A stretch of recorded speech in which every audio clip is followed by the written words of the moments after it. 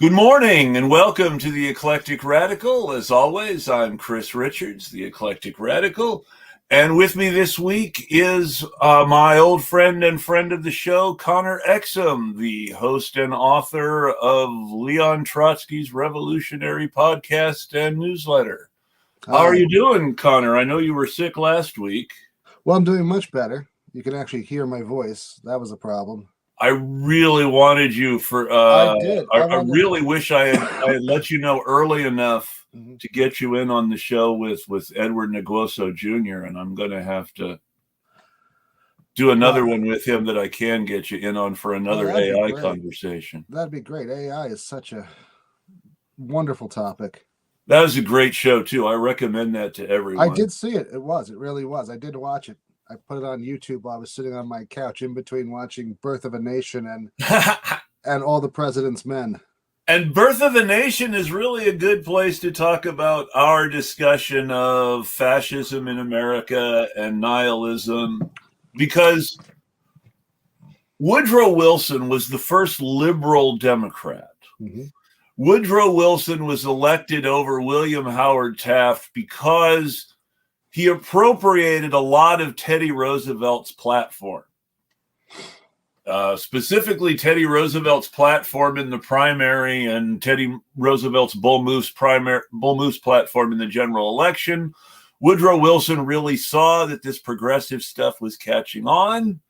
He appropriated a lot of Teddy Roosevelt's platform, and he promised to make populist and pseudo-progressive William Jennings Bryan his Secretary of State to keep America out of foreign wars. And he also screened the birth of a nation in the White House, and ultimately entered World War I because he was worried that if the war kept going in Europe, then there would be revolutions in Africa. And revolutions in Africa would make it hard for him to avoid revolutions in Latin America. And while this is not something that we talk about in our history classes very much, the reason this mattered to Woodrow Wilson is because he was one of our most warmongering presidents ever. He invaded Central America for Chiquita Banana. He invaded Haiti to force them to pay their debt to France.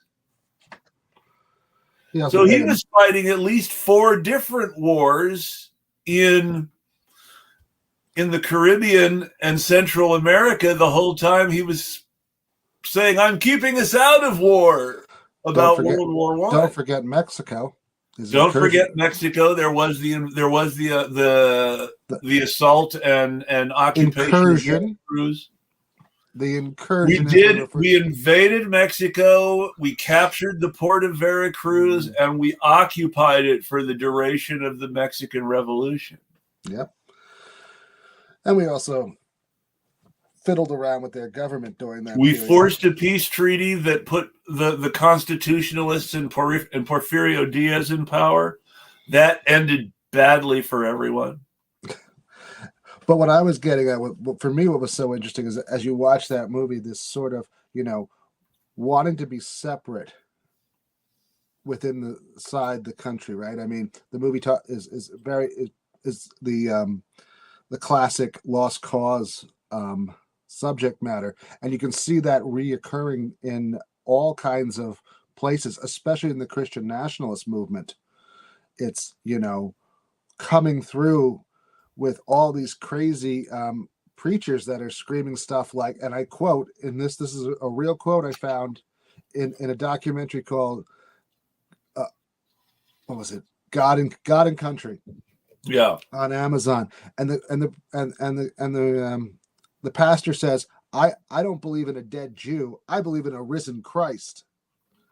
I mean how insanely racist is that, first of all? But it also shows that they want to sever that bond between the Judeo-Christian part of it, even though they're always claiming they want to get rid of the Judeo and Judeo-Christian. Yes, exactly. and they want to go straight to the Christian, and that usually means slaughtering. When we, So one of the things that doesn't get talked about enough is when we talk about Christian Zionism, we're not just talking about Christian support for Jewish Zionism in Israel.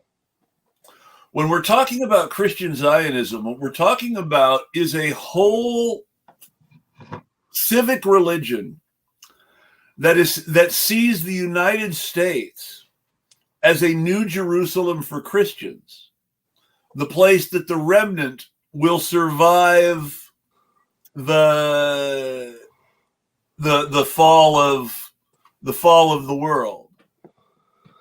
And so with all this in mind, they want to get rid of all the non-believers. And a big part of that is having a convenient place for all the Jews with no plans to become Christians to go. Well, they also see Israel as like the starting point of the big Armageddon that they want. Yes, Israel is because there is supposed to be the second coming, in order for the second coming to happen, there has to be a massacre of righteous Hebrew believers as they interpret Revelation. Or October 7th. Yeah. I mean, that's kind of, I mean, they're salivating over that. Okay. Not sure what happened.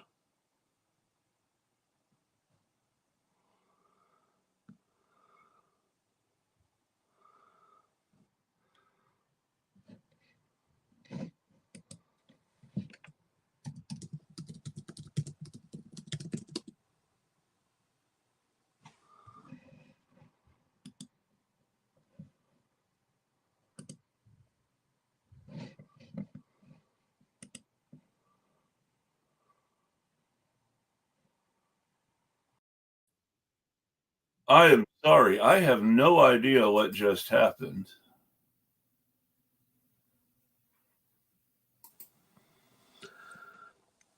I have no idea what just happened. I am sorry, everybody. That was weird. It's the CIA. Feels like it. All of a sudden, some extra screen I had never seen before popped up without me clicking on it. And when I tried to close it, hijinks ensued. It seemed to be some sort of HTML thing, but I would have thought I would have had to click on it to add any sort of HTML code to anything. But I guess it just decided, I don't know. Anyway, we were saying something when that. You were talking about the second coming and their need for a battle in Jerusalem for the righteous Jews. Yes, exactly. And they're supposed to be, and the scale that the book of Revelation is talking about, I'm sorry, but October 7th doesn't cut it. Particularly because rather than being, I suppose this really depends on how much of an evangelical we want to believe, what we want to believe, you want to try to parse it with. But the Revelation talks about actual horrible things on big scale happening. And October the 7th, as overblown as the propaganda tries to make it, starts with a fight between Hamas and paramilitaries and kibbutzes and ends with a massacre by the IDF. Well, sure. I mean, I didn't say it was factual, but I'm just saying, but it's the perfect event for these people to build on. Of course, and that's the sort of thing that feeds into their propaganda. The Christian Zionists would love to see more of that happen to accelerate the second coming. Oh yeah, and to strengthen true belief in America. And what's really scary is how the progressive movement is sort of coming over to that, to that Christian Zionism in a lot of ways. So this gets us right into our topic, and I will give you my basic theory on that. which I believe is close to your basic theory. You can tell me how far this deviates after I spell my belief out. That sounds... So in 2008, Barack Obama was elected president on promises to end the Iraq war and punish a bunch of criminals in the Bush administration. Now, the problem with this theory of punishing a bunch of criminals in the Bush administration is two of the biggest criminals connected with the start of the Iraq war, who were intimately involved in lies being told to Congress that got other Congress people in both the House and the Senate to vote certain ways for certain military actions the way the administration wanted them to vote, were Nancy Pelosi and Joe Biden. Now, my belief, this can't be proven yet, but I hope some journalist is listening and thinks, hey, I should look into that. But my belief is that the reason Joe Biden was put on the ticket with Barack Obama is so that if Barack Obama won, Joe Biden would be in a position to then say to him, hey, if you prosecute this CIA torture thing and this illegally lying us into the Iraq war thing, Nancy Pelosi and I are going to go to jail, and that's going to be horrible for the Democratic Party. So you need to make that go away because I'm your vice president now. I think that's part of it, but I mean, and the reason I mention that first is because, like him or hate him, and I hate him, I will not make any bones about the fact that I hate Donald Trump. Someone who had followed me back over my support for Palestinians actually blocked me because of my belief that, Donald Trump and Joe Biden have much more in common than they are different. Oh, well, and she didn't like hearing that. She was very much of the opinion that Donald Trump was just a stupid, harmless guy compared to Joe Biden. And it's like, no, they have a lot in common. They do. She shut me down after that, and a couple days later, I found out that I had been blocked. So I guess she didn't like hearing that. Oh no, I agree completely with that. There's almost nothing between them. Really. That's really a big part of the problem. But Donald Trump ran, remember, on the idea that Iraq was a stupid war and we didn't need another president named Bush. Mm-hmm. And that was a big part of his initial appeal to Republican primary voters. Yes, it was. And whether you believe that he's really anti-war or not, and I think assassinating a top Iranian general sort of undercuts the idea that he's anti-war, because that's as close as we've ever come to war in Iran until Biden just let Israel attack them the other day. I think you have to admit that his attacking of the Bush administration is what drove the people who became the Lincoln Project, who, if you remember, all worked for George W. Bush in some fashion. I mean, come on. MSNBC's probably most popular daytime host was part of Bush's Nicole Wallace. Yeah. Nicole Wallace was Bush's communications director while she was president. Yeah. She first became familiar to MSNBC audiences coming on the Rachel Maddow show to try to do apologia for the Bush administration, with Rachel Maddow just, kicking the shit out of her for all the lying crap about the war on terror. And now they love each other. And they're best friends. Yes. Which goes to show you that at the end of the day, they compared the really important things to themselves. It's kayfabe. I mean, most of this political stuff is kayfabe for those of you who watch professional wrestling.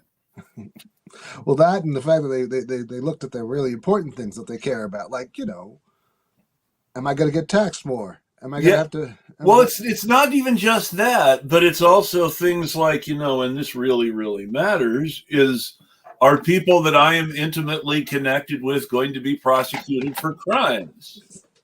I mean, the whole thing in 2016 that pissed off the media so much is the media was really invested in Hillary Clinton in many ways. Oh, yeah. The media had spent years building up a certain relationship with Hillary Clinton in order to get information about the Clintons.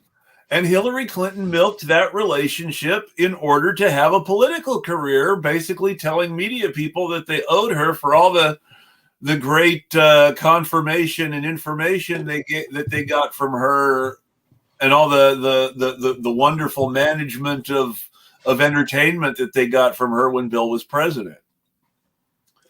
And so this relationship between Hillary and the media, when Bernie Sanders starts calling people in the Democratic Party out as corrupt and tying Hillary Clinton to those people, these people in the media are like, they're saying that our relationship with Hillary Clinton is part of a culture of corruption in the Beltway. What the fuck? He's attacking us. That's right. Well, yeah. I mean, and it wasn't even strong attacks either. I mean, we're talking about the most mild ones, like saying that they just had too close of a friendly relationship. Yes. They went ballistic. It was like when Donahue and Chris Matthews went at it, remember? Yes. Back when he was on MSNBC for like a half minute. And he's like, well, no, Chris, you don't want to be invited over to the president's house for Christmas dinner as a friend. You want to be against him. You want the president to be scared of you. I mean, what was it they used to say? And a lot of it was built up because she really did give certain people serious softball interviews at certain times. But Barbara Walters, the whole thing was people were allegedly afraid to be interviewed by Barbara Walters. Well, she could be really nasty to people she didn't like. But that's the thing, is that supposedly for years and years, everybody aspired for people to be afraid of sitting down with them for interviews, like with Barbara Walters, allegedly. But then all of a sudden, you've got this new culture, and I say new with air quotes, because it's not really new. Barbara Walters played access journalism by being Roy Cohn's best friend. Mm-hmm. But that aside, again, that was the reputation she had. Nowadays, instead of people being scared wanting people to be scared to sit down with you, you see people like Maggie Haberman keeping some of the worst stuff Trump says out of the papers so that he'll keep giving her interviews. I mean, everyone who's the hardest interview that you've seen somebody like Rachel Maddow give in like the last 5 years? Well, the hardest interviews anybody gives anybody is lately is if anybody says anything moderately pro-Palestinian. Right. Before that, it was Bernie Sanders was the toughest interview Rachel had done in a while. I thought it was ironically Glenn Greenwald when he was talking about the lack of evidence for the Russiagate. Oh yeah, I didn't think he was on MSNBC anymore at that. That was like the last time he said that. Oh. He gave that whole article. He's like, "Yeah, I didn't find it." I remember him being on Democracy Now, debating David K. Johnston about Russiagate a lot. And I'm not a big fan of either one of them. Glenn Greenwald did really make David K. Johnston look bad in those debates. It doesn't help that for all his genuine expertise on Trump, David K. Johnston is an egomaniacal intellectual lightweight with no sense of good faith.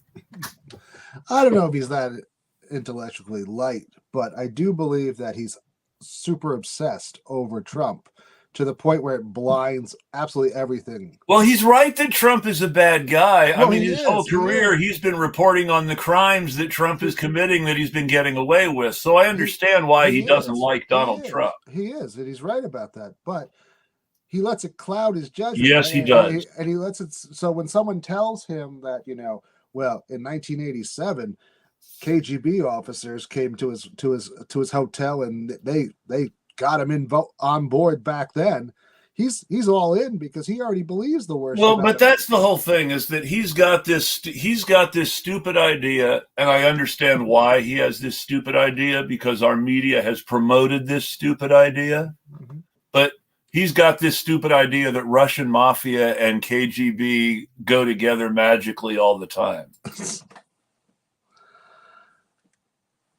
I really don't know how much they go together all the time, but but I'm just saying, David K. Johnson's specific pet brainworm, and the reason that he thinks that Donald Trump is a Putin agent is because he's convinced that the Russian mafia was controlled by the KGB before the collapse of the Soviet Union and is personally controlled by Putin now. Yeah, that's a theory. It's a theory. We should say a hypothesis, because it's tested. Yes, it has to be tested. That's a very good way. But that was, a lot of that was the running. That's basically the whole basis for Russiagate. The belief that because Trump laundered money for Russian mobsters in the 80s and the 90s, that somehow he must be in Putin's back pocket because the Russian mob is Putin. True. And that has formed this whole, right push in the Democratic Party. It's been a big part of the right push because it's Russiagate that they used to let in the whole national security establishment, all the CIA people who Obama let get away with torture and lying about weapons of mass destruction, all the Bush administration fascists who we were being told we had to vote for John Kerry because these people were so dangerous. If anyone remembers 2004. I know. Now they're on MSNBC, or worse yet, they come into your. Hell, Ari Fleischer is like a big name in my hometown now because he bought a place, skis at the mountain that we have, and the absolute nightmare that we live in is that in order to get elected to Congress in Wyoming, Liz Cheney and her father had to completely throw her lesbian sister under the bus and completely trash their previously very good record on queer rights in order to pander to the anti-gay, allegedly Christian crowd. And having done that, having completely discredited herself on the one progressive issue, she has now endorsed Kamala Harris, and in order to keep the Cheney family money coming to the Harris super PACs, Kamala Harris is said, when asked about trans rights, "I'll follow the law." In a totally empty, she's not willing to say "I'll follow the law" when it would be the easiest way to stand up against genocide in Palestine. No. But she's willing to say "I'll follow the law" to bitch out on trans rights. Well, her problem is that she's straddling a tough line, right? Kamala. Well, she has to keep all these donors happy if she actually don't want her to do anything differently than Biden has done. And so she said, "No, I wouldn't do anything differently than Biden." I know. But what I was going to say is that, so she wants that money from AIPAC and all those other, and yet somehow she still wants to pretend that she's cool with the kids. And the problem is the kids kind of see that, you're saying that I'm going to follow the same policy and we're going to make them. The kids increasingly see that if you're Palestinian or queer or in danger of being criminalized, Kamala Harris is not a safe person to be your president. Well, she should never be thought of that way. This is the woman that literally kept people in jail longer so that the fire departments had cheap labor. Honestly, the obvious rebuttal to people saying, "Well, you've got to vote for Kamala Harris if you care about queer rights," is that Kamala Harris cares so little about queer rights that trans women in the California prison system died because she wouldn't get them out of men's prisons. That's right. That's one example. Let's see, what else did she do? Truancy. That was like her big thing. locking up mothers. She went out of her way to say that she was going to burn political capital, quote unquote, to get this done. And why? I mean, that only affects, poor colored people. The people who were most threatened with criminalization under that scheme were single black mothers. Yeah, or single mothers of any people. No, but I mean, but statistically, yes, the actual demographics of the people affected by that policy. Yeah, I mean, but that was because, again, she was the DA in San Francisco, and the white majority, which is focused around where Nancy Pelosi lived and lives, said that they were tired of seeing black kids on the streets, basically, at 12 o'clock in the afternoon when they should be in school. Mm-hmm. And so she gets up and she says, I know how to fix that. We'll send the cops out. Instead of saying, hey, why don't we finance, community centers? Why aren't we financing money to help the, better job resources and things to help these people to get back on their feet? Well, you have to look at the circumstances of her election, which matter a lot. The incumbent San Francisco district attorney, who was finishing up his first term and running for re-election, was a man named Terrence Hallinan. Mm-hmm.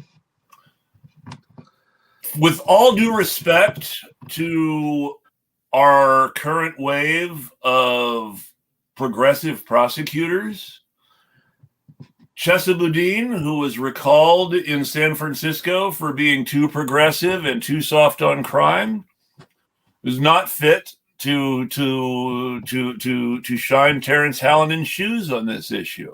Terrence Hallinan had the lowest conviction rate in the country because he refused to prosecute people accused of either drug users or sex workers. He just let them all go. He said, I'm not prosecuting this case. You'll have to let him go. I thought he wasn't too hard even on shoplifters too, and that really he was pretty light on everything. I mean, he was one of those people who was looking for a reason not to prosecute cases, not a reason to prosecute them. And which is how it should be. You should only be prosecuting people who actually need to be prosecuted. If we're supposed to be taking the criminal justice system seriously, which of course I don't, but that's a whole nother show. Well, I mean, if you don't want a for-profit criminal system. but anyway, he was dramatically reducing the supply of prisoners. Well, Kamala fixed that problem. Kamala ran against him. She painted him as soft on crime and responsible for horrible crime waves that weren't happening. And really awful negative campaigning. The only reason that it couldn't be called a racist campaign is because she was a black woman. If they had run another white man against Terrence Hallinan, it would have looked like he was race baiting. Would have. Well, I mean, but you can still be racist even if you are black. I mean, and that's absolutely true. But Mark Robinson is a very good example. And Mark Robinson is the guy who said he's a black Nazi. I know. I mean, and while Kamala Harris isn't willing to say that, she's willing to laugh in a very ghoulish way when asked about the consequences of that truancy program. Yeah, that's when she starts cackling so hard and laughing. But I mean, so that's one place where it's going. And then you got guys like in the 19th district here in New York, Josh Riley, and he's got a whole bunch of these ads now that are against communist China. And you think to yourself, wait a minute, you guys were supposed to be the ones who said that we don't have a real problem with China. We do, and now it's like communist China. Well, that's the whole thing. Is in 2020, Joe Biden, despite the fact that one of the whole big things in 2016 was, no, we can trust China. We should keep having our good relationship with China. We shouldn't be starting trouble with China. Mm-hmm. I mean, and to be honest, I'm not saying that I'm in any way a fan of the Clintons on foreign policy or on their impact on China. But the Clintons' China policy was more pragmatic than Trump's trade war. Oh, yeah. And Biden's China policy has been doubling and tripling down on Trump's China policy. Well, I mean, again, because they're fighting over the same voters. Yes. They want And to fight. Kamala Harris is now promising to be tough on China. Right. I mean, so there's literally no difference there. So what's more, they're accusing trade war Trump of being pro-China. Well, I mean, in a weird way, he kind of is, because he's always shipping himself off there to get his likeness made on a cheap T-shirt to sell to the people that. So it is weird.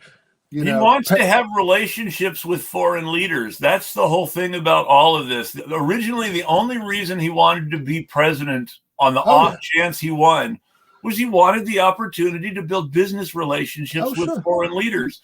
But then it's like, I have to become president again to stay out of prison. And that's where we are now. I mean, is that it? I mean, is it just out of prison? I also think it feeds his ego. He loves being in the limelight. It feeds his ego, but if you look at him, he's not having fun the way he was in 2016. He's not enjoying himself the same way he was in 2016. I guess 34 convictions can kind of dim down the enjoyment factor. And I mean, you could tell he was enjoying running for president in 2016. It was a game to him. He didn't care if he won. He was having a good time. He was getting publicity. He was raking in donation money, and he didn't care if he won. So of course he won, because he didn't care if he won. But getting back to Josh Riley and all these ads, it's all this fear mongering we're seeing, right? Over and over and over. Well, to say one last thing about Trump, let's remember he was one of these right-wing Democrats who loved Bill Clinton until he decided he could run for president as a Republican. That is true. That is true. And let's be honest, Joe Biden loved Bill Clinton because Bill Clinton was the first president that took his crime bill seriously. Well, that's not completely true.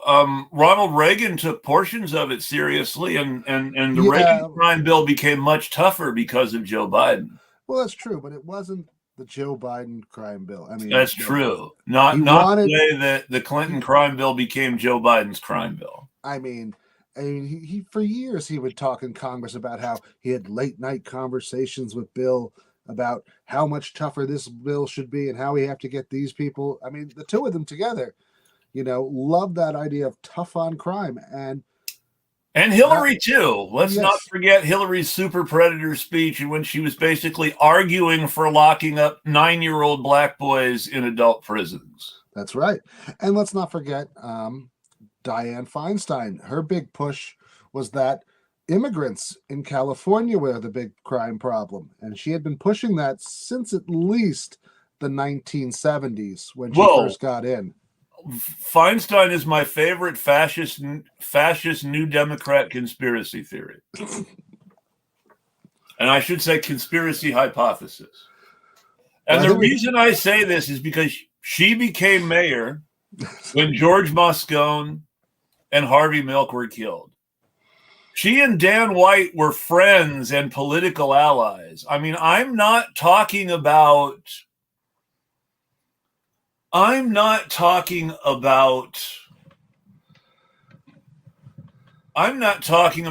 my good friend the way Bernie Sanders talks about Joe Biden. No, they were people who had dinner together and hung out and talked about how they were going to change the political consciousness of San Francisco to make it more right-wing and reactionary, and to do something about that annoying Italian guy and his gay buddy. Insert slur of your choice, buddy. Yeah. And out of these conversations came the political conflicts and journalistic attention that led to Dan White losing his job and deciding to shoot people. Well, he thought he was going to blackmail the mayor with his resignation, essentially, and it didn't work. Yeah. He called his bluff and said, "Fine, resign." Yeah. Well, it was a conflict of interest. He was not supposed to be drawing a salary as both a firefighter and a member of the city commission. But I mean, and once she got in, remember in the 1980s, she actually flew during the second term of Reagan the Confederate She flag flew the over Confederate flag. Sacramento. Yeah. And there's like no reason for that to ever happen because City Hall in City San Hall. Francisco City Hall. City Hall, that's what I meant. But there was no reason. She lost her attempt to become governor to Republican Pete Wilson, who was also a Nazi, primarily because people hated her so much in her own backyard in San Francisco. Right, but I mean, everyone forgets that this lady, and she had got a black man arrested twice for trying to pull it down. Yeah. There's an article in Vox about it that I read a few years ago. But she spent most of the 1990s talking about the southern border once she got into Congress. Yes. The southern border is under attack. The southern border. And then, lo and behold, during the second, I think it was during his second term, I don't know if it was his first State of the Union or third, Clinton comes out and says, we've got to do something about that border. That border's not strong enough, that border. And when Clinton's wife ran for senator in New York, she was all about the border. You can't get further from the border than New York. I mean, we're like... Wait, Hillary, are you saying that we need to have more cops on the Canadian border? Because they're already stealing too much money from tourists using flimsy law. That's right. This is my favorite fun fact. And maple syrup. A couple years back in 2020, Canadians were given an advisory not to travel by car in New York, or at least not to carry cash while doing so, because the New York cops would steal it from them. Border Patrol too. Yeah, they would confiscate it at the crossing. And it's not a crime to have cash while you're traveling. Well, they told them it was too much to have in the country, and it was ridiculous amounts. They made it up. Like it used to be normal. It used to be normal to carry cash while you were traveling. Yeah, there are still people who don't like cards and traveler's checks. Traveler's checks people should still use, but there are people who don't like cards because of identity theft. I haven't seen a traveler check in decades. You used to still be able to get them. I don't know if you still can or not. I'm curious to find out now. But what I was getting at is that, so, I mean, they built that up. I mean, long before, the Republicans got on Bill Defense, it was best. It was the New York, the New York and California Democrats who were saying we got to get this border stronger, and it was partly because they wanted to gin up anti-immigrant problems, but with local communities. But it was Dianne Feinstein's anti-immigrant fervor that got Pete Wilson elected governor of California. And Pete Wilson pushed through some of the most anti-immigration policies ever in California. He destroyed the Republican Party in California. Pete Wilson is the reason Republicans can't get elected to state office in California anymore. Or is it Dianne Feinstein? Because she made him a possibility. She backdoored him.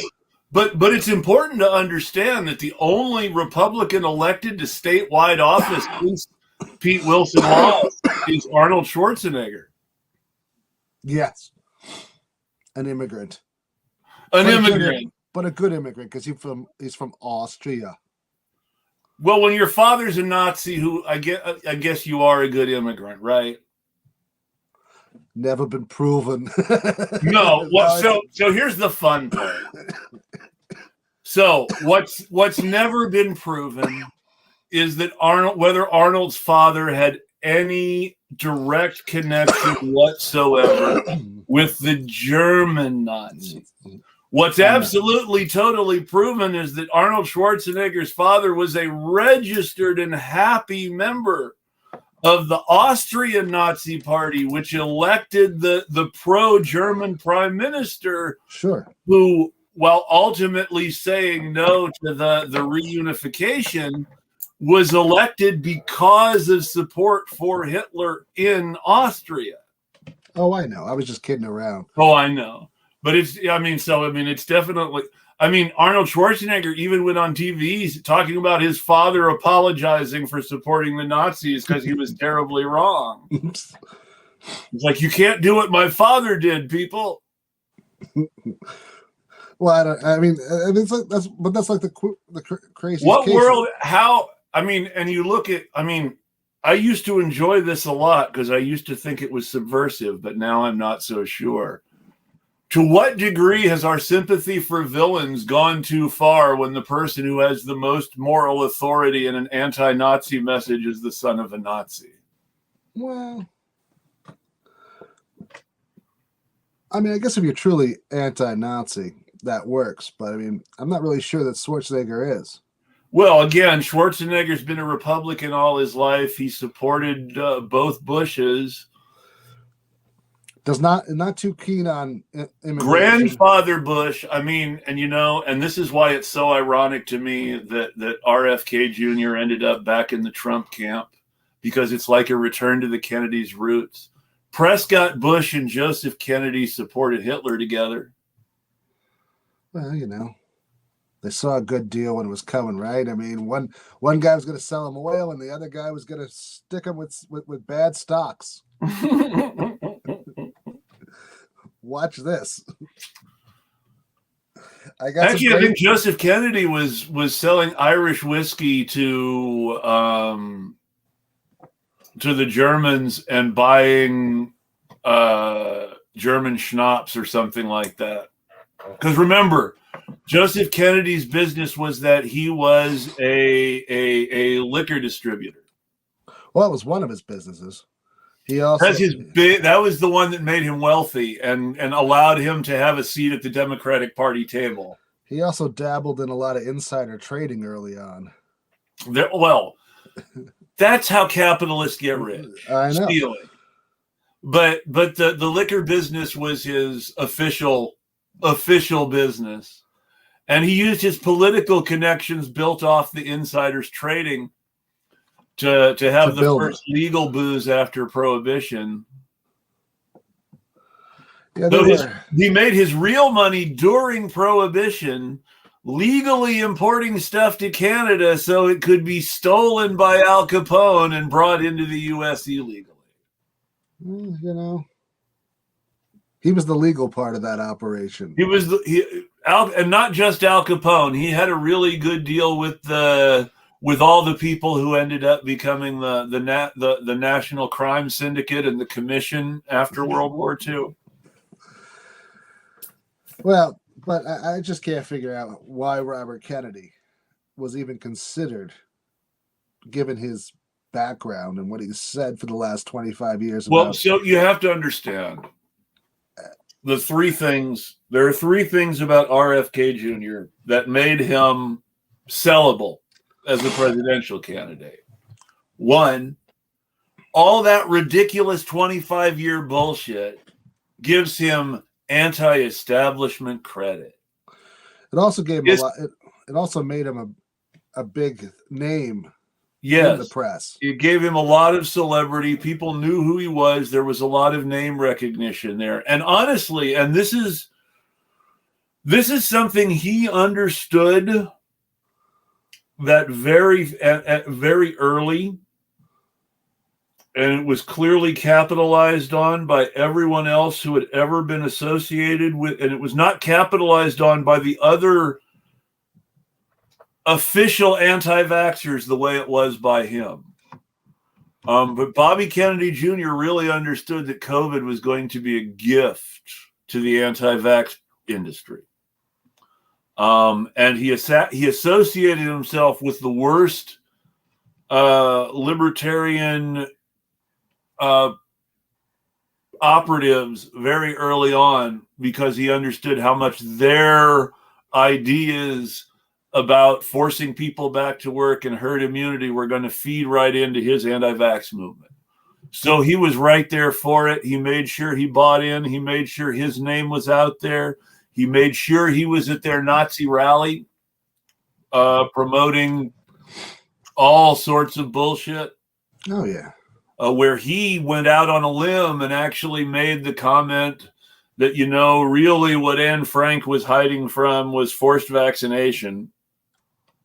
I guess you could call the Nazi death camps a forced vaccination. And when Bobby Kennedy Jr. said that, that's when it reminded me that Joseph Kennedy Sr. was a Hitler supporter and that Bobby Kennedy Jr. was going back to the family roots, because he had really learned the real lesson from what happened to Bobby Kennedy Sr., which is you don't buck the establishment.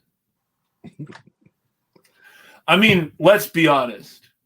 Kennedys who are a threat to the establishment get shot, right? Mm. But that was the second thing. He had the Kennedy name and the so-called Kennedy mystique. And even more, he was specifically Bobby's son. And Bobby had been in the news a lot because of Chris Matthews, who, ironically, while being a Bobby Kennedy supporter then, could be nothing further from the spirit of Bobby Kennedy Sr. now. Yeah, that's true. But so when you look at the way that the liberals revived Bobby Kennedy Sr.'s memory as this sort of anti-Trump rallying point, then Bobby Kennedy Jr. was sort of primed to be in the news again when COVID happened, because people had been thinking so much about Bobby Sr. and Chris Matthews' book. Mm-hmm. And I think that has a lot to do with it, too. I don't think Chris Matthews would have written his book if he had known it would have set up Bobby Kennedy Jr.'s presidential run. But I don't know. Maybe Chris Matthews would like that. Who knows? I mean, Bobby Kennedy Sr. is actually a good place to talk about the nihilistic aspect of all this, because Bobby Kennedy Sr. was running for president in 1968 for two simple reasons. One, despite being vocal about opposing the Vietnam War, Eugene McCarthy did not take his candidacy seriously. He had no intention to win. And because he had no real intention to win, he was not a winner. Mm-hmm. So, and second, the anti-war candidate who people did take seriously at least in the anti-war movement and who was trying to win, George McGovern, nobody had really heard of. Yep. And so Bobby Kennedy Sr. is saying, all right, this guy isn't trying to win. This guy doesn't have a chance. This is my chance. This is my moment. This is my issue. And I'm going to be able to talk about the civil rights stuff and the economic stuff I want to talk about because of the Vietnam War. Yep. And so Bobby Kennedy Sr. jumped into that race, grabbed it with both hands, took positions against some of his brother's policies. One of the things that gets forgotten these days is that the president who got us in bed with Israel in the first place was JFK.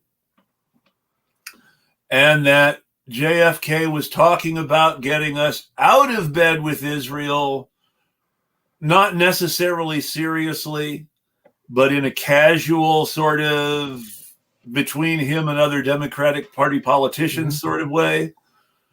I do not believe that he specifically was shot because of Israel-related stuff. I've always believed Kennedy was shot because of Vietnam-related stuff. JFK was shot because of Vietnam-related stuff. But I believe Bobby Kennedy Jr. was specifically shot because he keyed on to some of the things that JFK had said and made them public, specifically his intention to link military aid to Israel with how the IDF treated the Palestinians. Well, that's never popular. That's never popular. And this was when the pro-Israel position was newly established and still vulnerable within the Democratic Party, because, again, we had just gotten into bed with Israel because of JFK. Yeah, And we stayed. JFK was already privately grousing about maybe it had been a mistake. We didn't support them during some of the bigger issues. The Suez Eisenhower Canal. was aggressively Truman was quietly pro-Israel, but publicly anti-Israel. And Right. Eisenhower actually intervened against the Israelis and the British and the French during the Suez Crisis. Yeah, I mean they were going to have the whole thing. They were going to have the whole. No, he sign. said you give the Suez back to the Egyptians, or I will or the U.S. Marines will make an appearance. Basically. Yeah, I mean, there was a lot of things. I mean, he could definitely see that they were at that moment trying to take over the whole Sinai Peninsula. Mm-hmm. First with the Suez by cutting everybody off, and then encircling. And of course, the British and French were supporting that because the British wanted to maintain control of the Suez Canal, and the French either wanted to take control of the Suez Canal or keep the British in control of it and not let the Egyptians have it. No. And oil. That was the big deal, you know. Well, oil is the Suez is how oil from the Arabian Sea or Persian Gulf, depending on what you want to call it, gets into the Mediterranean and gets to you at the pumps. Exactly. They didn't want that being controlled. Of course, they also didn't want to see the Americans take over, keep Egypt as a puppet state and have control over it, and then get all the cheap oil on our side and none of the cheap oil on theirs. They were very much worried about Egypt becoming a U.S. puppet state, which of course it eventually did. And you know, and let's be honest, the French were already not too keen on American policy in Europe at that point. Well, that was the point where the French had actually briefly left NATO because de Gaulle was pissed that NATO was making too many incursions into French sovereignty. Well, I mean, he was right. When he said he was right. When he said, "Look, are you going to let us put a base somewhere?" I think he picked like Jersey out of all places. Yeah, would you let us put a military base in Newark or something like that? And they're like, "No," and they're like, "Well, then why am I letting you put one in Marseille?" Yeah. Yeah, no, it was, and he specifically said no to the kinds of things that Margaret Thatcher slavishly said yes to. No, you cannot put nuclear missiles in my country. Oh, put them in there. Put them in a little bunker. No one will know. I mean, don't worry about that UFO story. It's not true. We probably had so many nukes in that bunker that it wasn't funny. No, the whole underlying theory of the writing of the great graphic novel V for Vendetta is that Alan Moore believed that putting American nuclear missile silos in the UK was so unpopular that Neil Kinnock was going to be elected prime minister and would remove the nuclear missile silos. And so the whole premise is that the UK has survived a nuclear holocaust that has destroyed America in any meaningful way because the missile silos were removed. Is that it? I don't know. That was the original premise under which Alan Moore built V for Vendetta. He's writing this speculative future about a world that would come to be in a specific way because of this decision made at this time by the British voting public. And of course, they reelected Thatcher and the missile silos stayed. Yeah, but during, I think it was her second or third term, she had those horrible poll tax riots. Yes. Well, I mean, people really thought Kinnock was going to win. Nobody thought that Thatcher was going to be reelected in that election. That people really thought Kinnock was going to win because of this issue of missile silos. And in the end, they were able to suppress voting enough that Thatcher was reelected. But she almost lost it to those poll tax riots. Yes. I mean, but the poll tax riots actually worked in her favor because that suppressed the turnout. I know, and more people turning out would have meant more labor voters, the same way that it means more Democratic voters or used to in the U.S. But you would have thought that having such massive taxes in their system would have triggered a vote of no confidence in her, right? And would have sent you right back to the polls, but it didn't. They just said they were happy to have those riots at that time. And it's the same with Stir. I mean, it was the same policy Labor took, like Also, Cameron Stir. Remember when they did replace Thatcher, they did it with just a vote for party leader and nothing else, and made the new party leader prime minister without a general election. And it was still a few more years before there was a general election, specifically because of another vote of no confidence.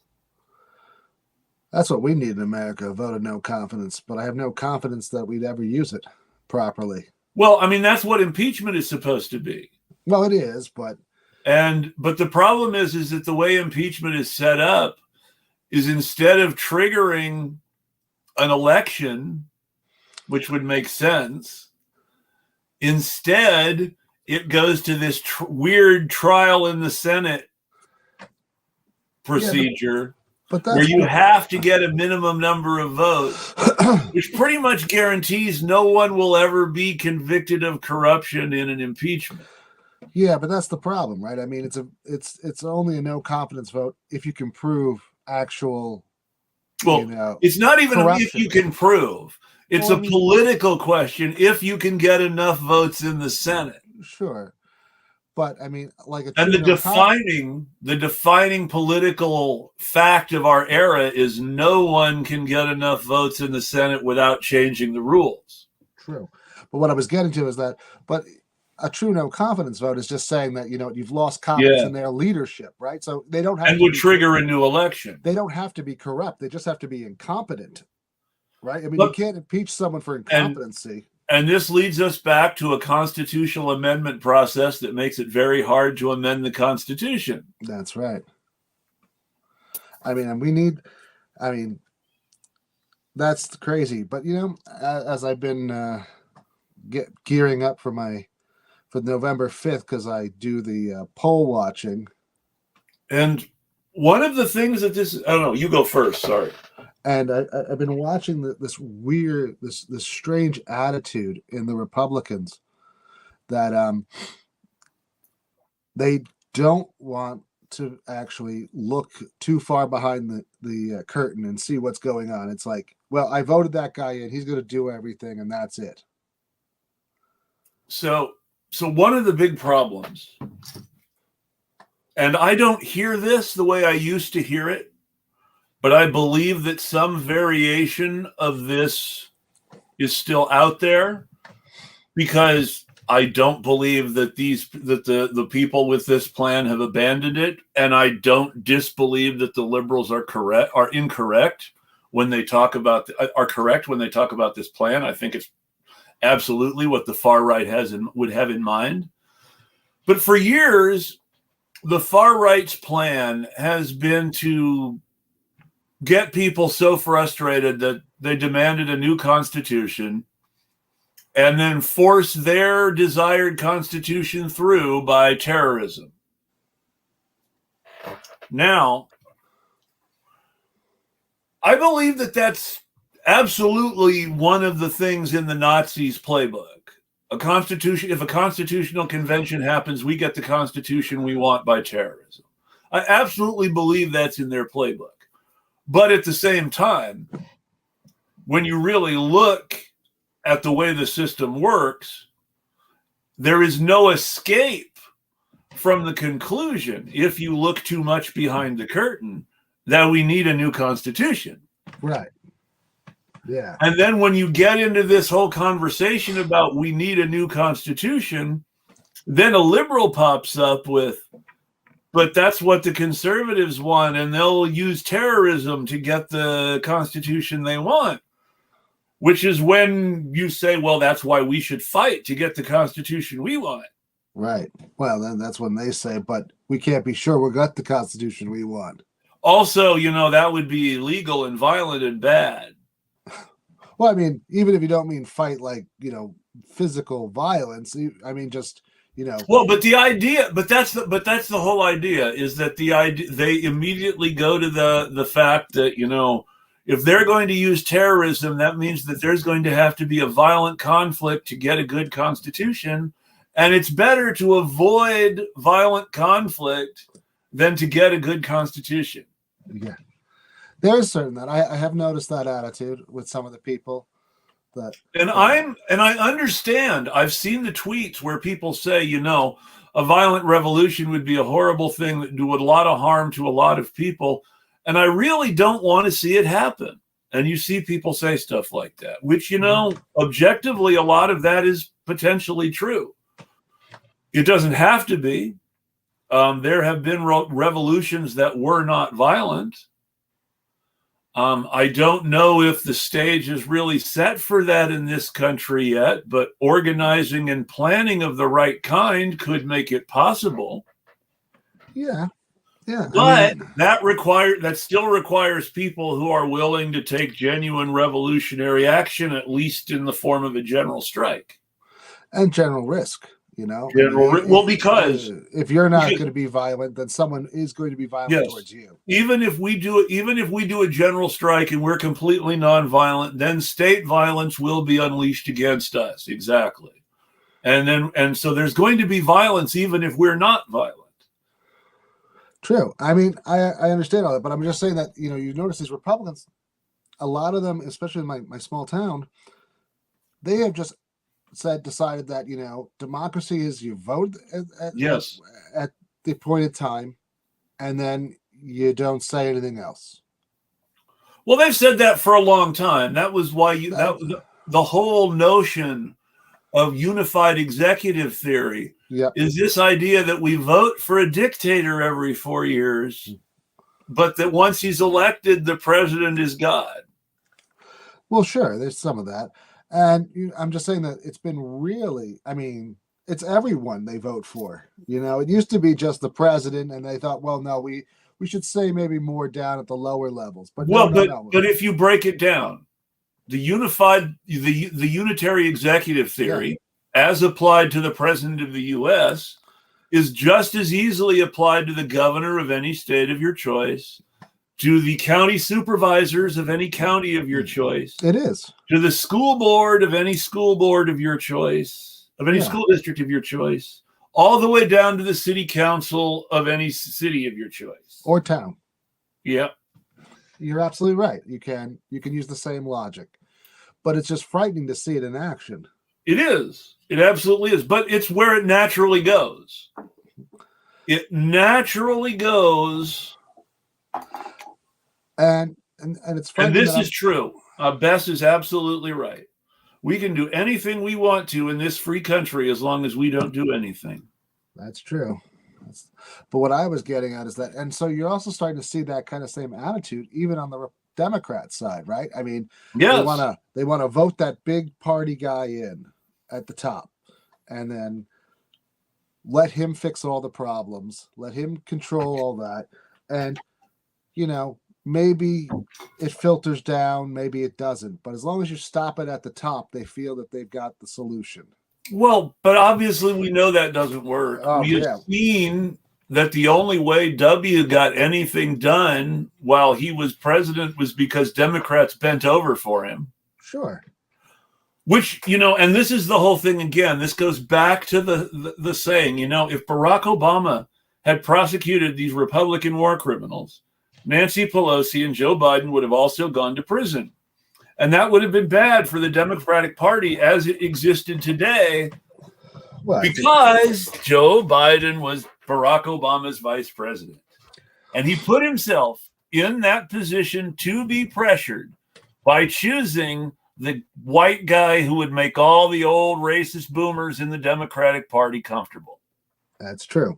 I mean, I don't think he put himself in that position. I think he was forced in that position. I think that's also true. I think the DNC went to him and said, look, you can't win without somebody whose And then wife, which then put him in the position of having to protect or either protect his vice president or throw his vice president under the bus when it came time to actually prosecute Republican war criminals. Or fiscal criminals.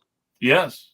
Who also had donated and been lavishly helped by both parties, including Joe Biden. And Joe Biden was really, really close with some fiscal criminals. Delaware was founded to make fiscal criminals happy. Joe Biden in the 1980s was referred to as the senator from Bank Americard. And then it became MBNA in the 90s. Yeah, Visa now. Right. I mean, that bank is huge, and his son was on the board in a no-show job, and this and that. And, I mean, all the kind of soft corruption that went around and still is going. And let's go ahead and admit. Can we all admit that both Ivanka Trump and Hunter Biden benefited from political corruption and nepotism? Of course. There we go. Thank you. Who wouldn't say that? This idea that Hunter Biden is some innocent victim. Now, I'll admit that I understand why some cynical, cranky left-wing scofflaws kind of like the idea of Hunter Biden as an anarchist anti-hero in their own minds, even if he isn't. But I've seen some communists express this view. Okay. Usually comments like he's living his best life when scandals about the laptop were coming out. To me, that just made him look like a petulant fool. Well, that too. But I mean, basically they were saying that they didn't think the drugs and the sex made him look bad the way the Republicans thought it did. It made him look like a guy who hasn't. The corruption is the problem, not the drugs and the sex. This is my view here. Oh, sure. But the drugs and the sex, but let's remember that we have a very Hollywood culture where drugs and sex are cool to a lot of people. And hey, I don't exactly hate drugs and sex myself. I mean, I'll be honest about that. Well, that's good. Otherwise, I'd have to think you were a Puritan. And I'd be questioning, are board games out? And especially, well, I mean, we know the Ouija board would be way out, but I mean, like Risk would be out. That's too much fun. Yeah, no, and that's just... No, Puritanism is no fun. And as much as ultimately, and this is the really big thing that really comes down into my head, is that ultimately, even if I'm not as into sex and drugs as some people, the people who are against sex and drugs are just so obviously bad in so many ways that them being against sex and drugs must somehow be bad too, because they can't possibly be good people. No, sometimes it seems that way, but I mean, let's be honest. This guy is getting away. I mean, why did he got Hunter Biden has benefited from political nepotism and corruption. That's just how it works. I mean, free jobs. Paintings that are crap that go for $400,000-$500,000.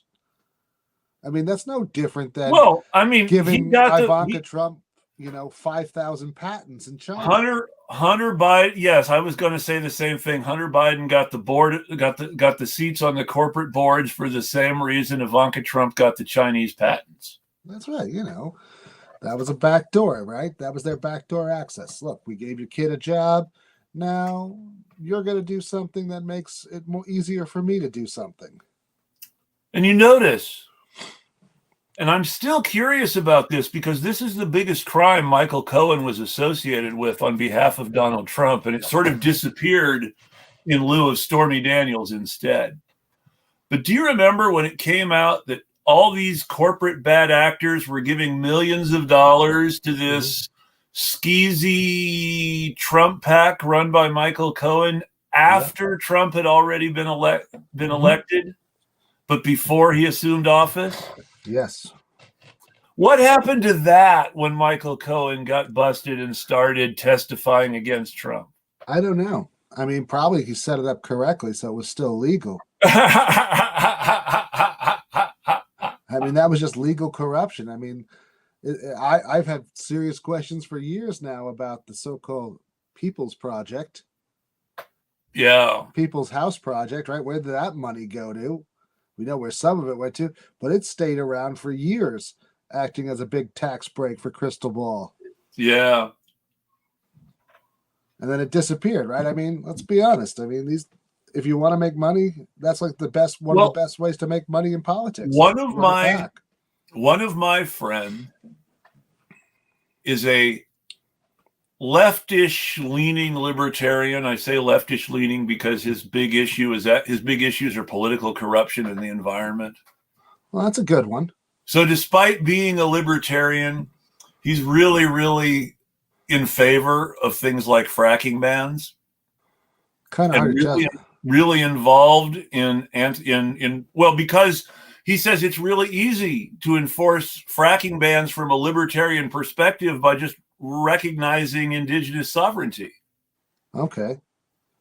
And by recognizing indigenous sovereignty, then, the tribe is perfectly within their rights to use their own legal system to make fracking illegal, and it's none of our business. True. I mean, but that seems like he's missing the easy get around. Bribe the tribe. Sure. Of course he's missing the easy get around, but like I said, he's a libertarian. But hey, I mean, he's got the perfect libertarian argument for banning fracking. Sure. Return land back. I wonder if that includes his house. I always wonder about those people. That's the thing is that I always hear that. I always hear people ask that. And number one, I don't own a house. True. So I'm not worried about that question. I don't own any property. But number two, this guy inherited his house from his parents. Mm-hmm. He's very in with local indigenous groups. He actually commits to their activism as opposed to. Well, I'm not saying that everyone's against it. So I'm just saying that, you hear a lot of people.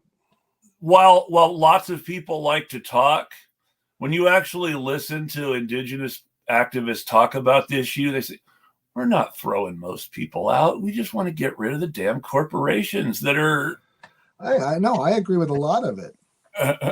But, sometimes. But I mean, honestly, and sure, this will probably piss some people off.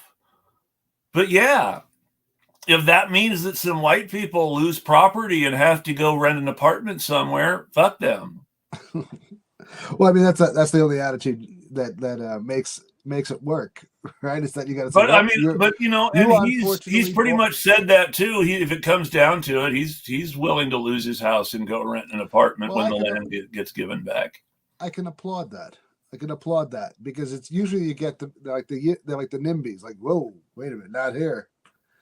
Unless, of course, they become YIMBYs, right? And then a lot of that. Because he's a libertarian, I have lots of disagreements with him. But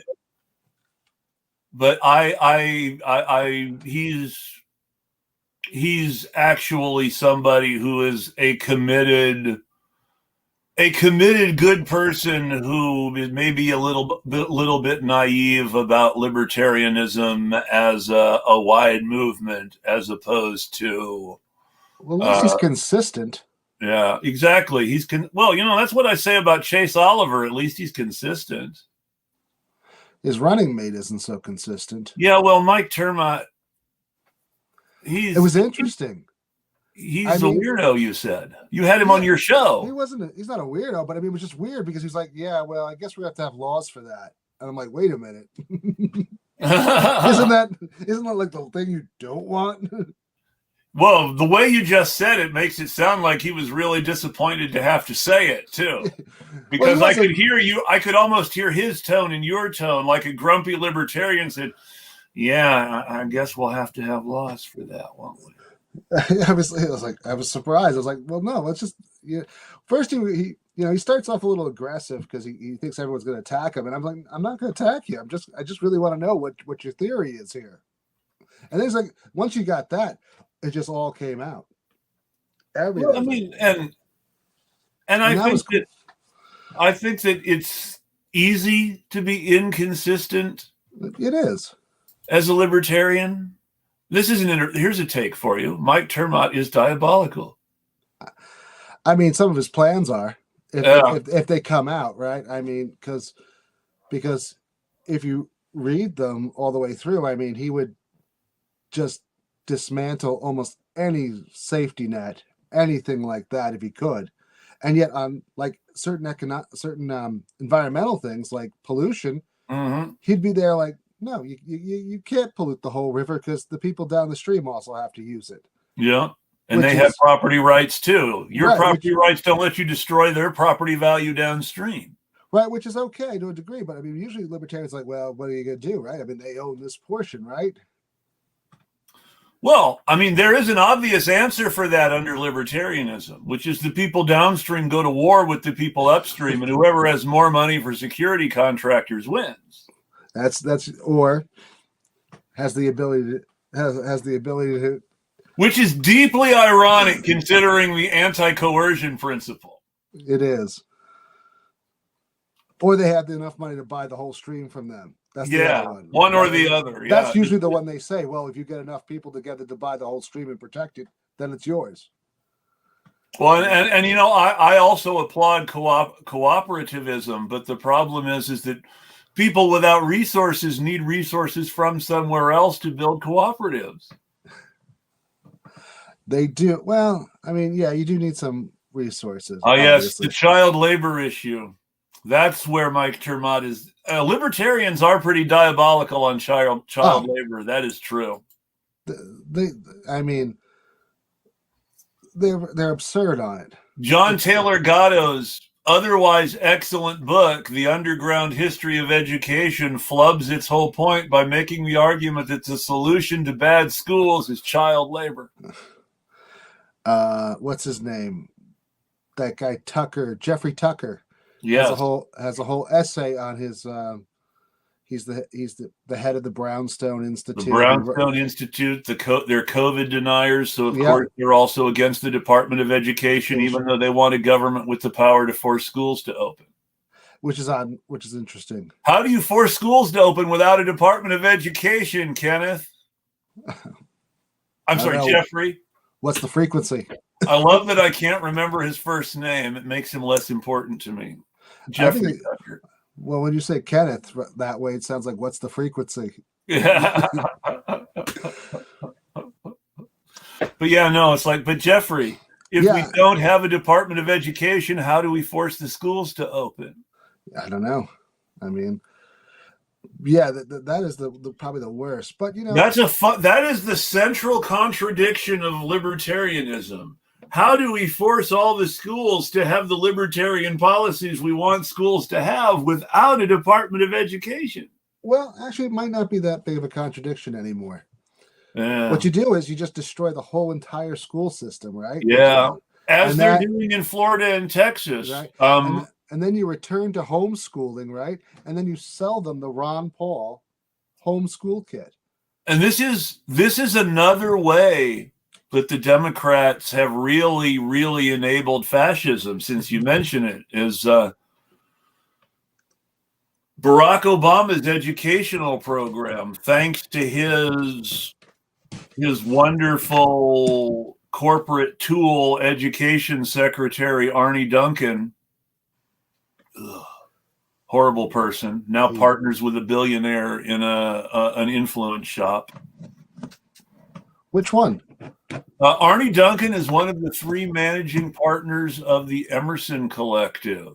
Is he? I didn't know. Billionaire whose money established the Emerson Collective, and thus the owner and the partner who matters is Laurene Powell Jobs. Oh. Any relation to the Powell who was who wrote the Powell memo? I have no idea. That's a good question that should be looked up. She is Steve Jobs' widow. Arnie Duncan is one of her two managing partners. The other, a man named Michael Klein. I was so disappointed. Wikipedia said Michael Klein died. And I was like, Michael Klein died? That's such good news. And then I look at Michel Klein. He's a French economist. Dang it. Wrong one.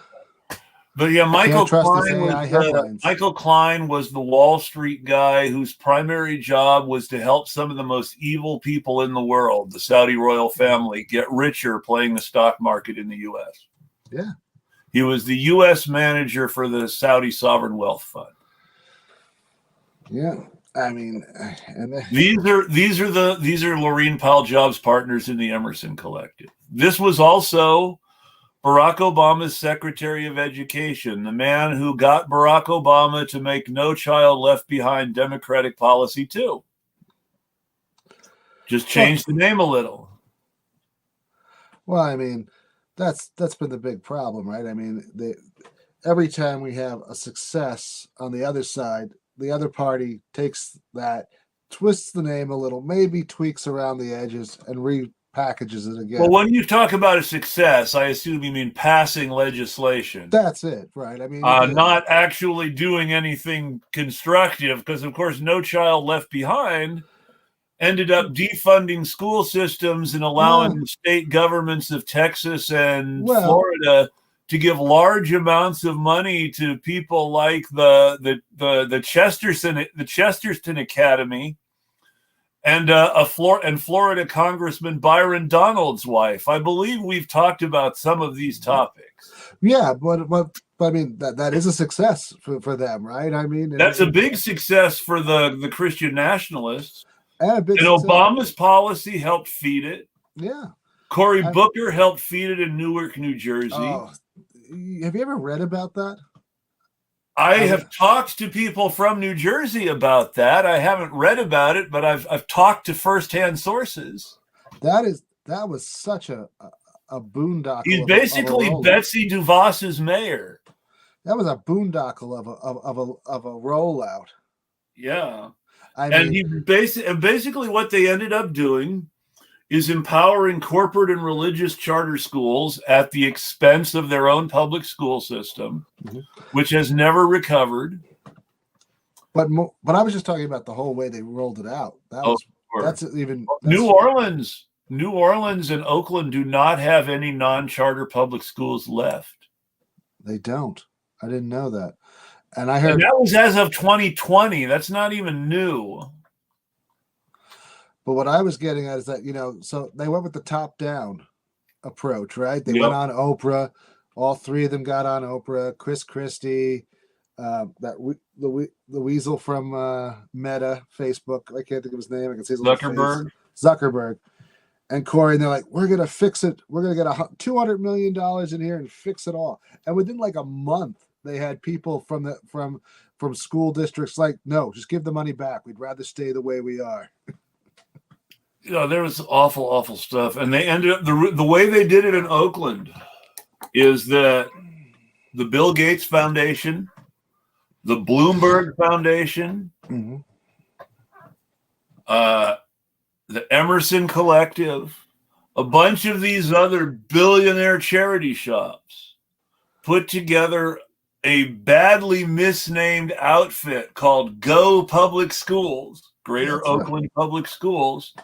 That was an AstroTurf lobby for the charter school movement. Yeah, it was. I mean, and the problem is that those people have taken over large portions of the Democratic establishment, and every time they do, they just push it a little more to the right and a little more. And not even just the Democratic establishment. At least one of our anti-genocide presidential candidates had his byline on an article praising Ron DeSantis's education policy in Florida. That's because of his association with some of these people that we're talking about through the so-called classical education movement. That's true. And who else? Progressives just don't have any room. There's just nowhere to go.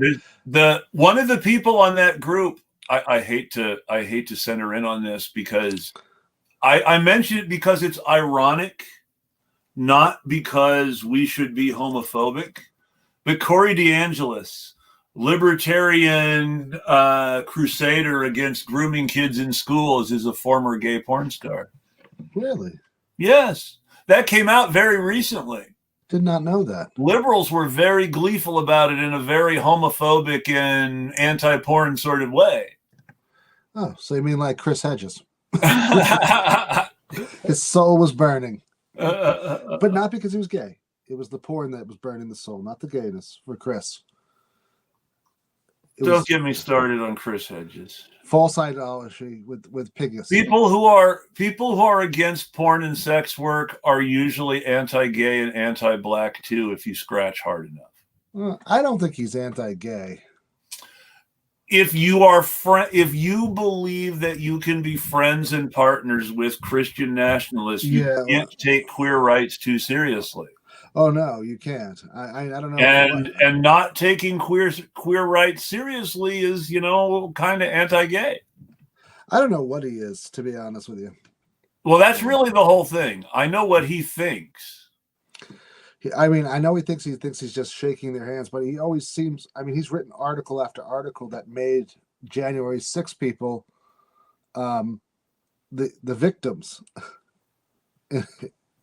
In very strange ways, and then he went into all sorts of weird stuff. And then he went into Hillary bashing in that classic. Well, there's skeletons in the background, right? Like that crazy lady who spent most of the '90s selling VHSs. It's like, yes, Hillary's corrupt. We all know Hillary's corrupt. Shut the fuck up about Whitewater and Vince Foster. Right. Let's talk about the reason why. How is it they got all that money to build some kind of massive resort that never showed up in Haiti? Let's talk about what happened to all the money that was supposed to rebuild Haiti. That's right, from the Clinton Foundation that never quite made it, and that did, and what did made it ended up hurting the people of Haiti and helping outside capitalists. Right. So there's a lot of things to dislike, but the Vince Foster and those conspiracies are not it, And January 6th was a major attack on our democratic system, and that's what they want. That was the terrorism you want to I'm going to quibble slightly with the term "our democratic system." January 6th was a major attack on our constitutional system, which the liberals claim to care about, and made a great deal of political hay over, but were unable to seriously prosecute any of the people who mattered in any sort of timely fashion. True.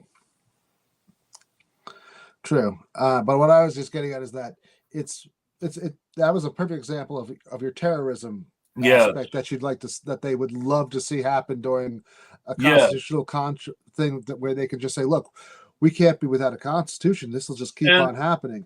And the irony, of course, is that Roger Stone worked for George and Jeb Bush in 2000. And the Brooks Brothers riot in Florida, which ended up having a major influence on the political factors on the Supreme Court decision that ended up giving W the presidency. That was a coup. Yes, it was. By the constitutional definition, every government of the United States since 2000 has been illegitimate because no effort was made to legitimize the state after Obama won. And the illegitimacy of that Supreme Court decision and the Bush presidency taints every government since, because they have not addressed the crimes of the Bush family. Yeah, and they never will. They never will, because the Bush family are part of the club. And they're giving them hugs now. Even Trump has been able to get away with so much because despite everything, he is still part of the club, and they're not completely willing to ostracize him despite it all. Or maybe now he has more secrets about the club than the club would like him to have.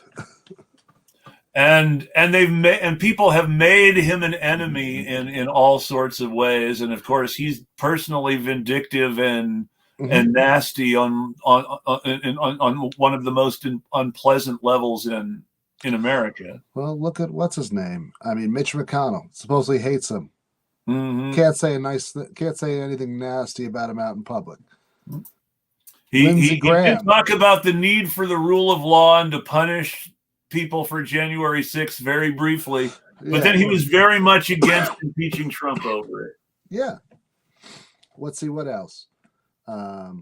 Lindsey Graham. I mean, that guy he treated like a total fool during the 2016. This is good because this is worth talking about because these people help the liberals enable fascism by sort of drifting to the right in their disgust with the liberals. Mm-hmm. You get these folks like Hedges and Taibbi who have something to lose if a revolution actually happens. Hedges is very comfortable where he is. He writes pessimistic stuff about stuff that'll happen after he personally will probably be dead. He makes decent money for doing it. He's no longer embraced by the mainstream media, but he makes a good living criticizing and attacking the mainstream media. He's popular with both anti-establishment libertarians and sort of revolutionary-leaning leftists. He's got a wide level of respect from people who don't respect the mainstream media anymore. I mean, Chris Hedges has more to lose than gain from actual changes to the system in some ways. He does. But, and Matt Taibbi, it's even simpler. Matt Taibbi's father worked for NBC News his entire life. Matt Taibbi got into Bard College because his father worked for NBC News his whole life.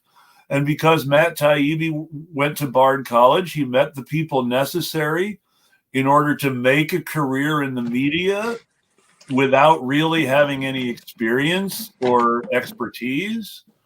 Managed to strike it lucky on a few good stories after nearly derailing his career with some scandals.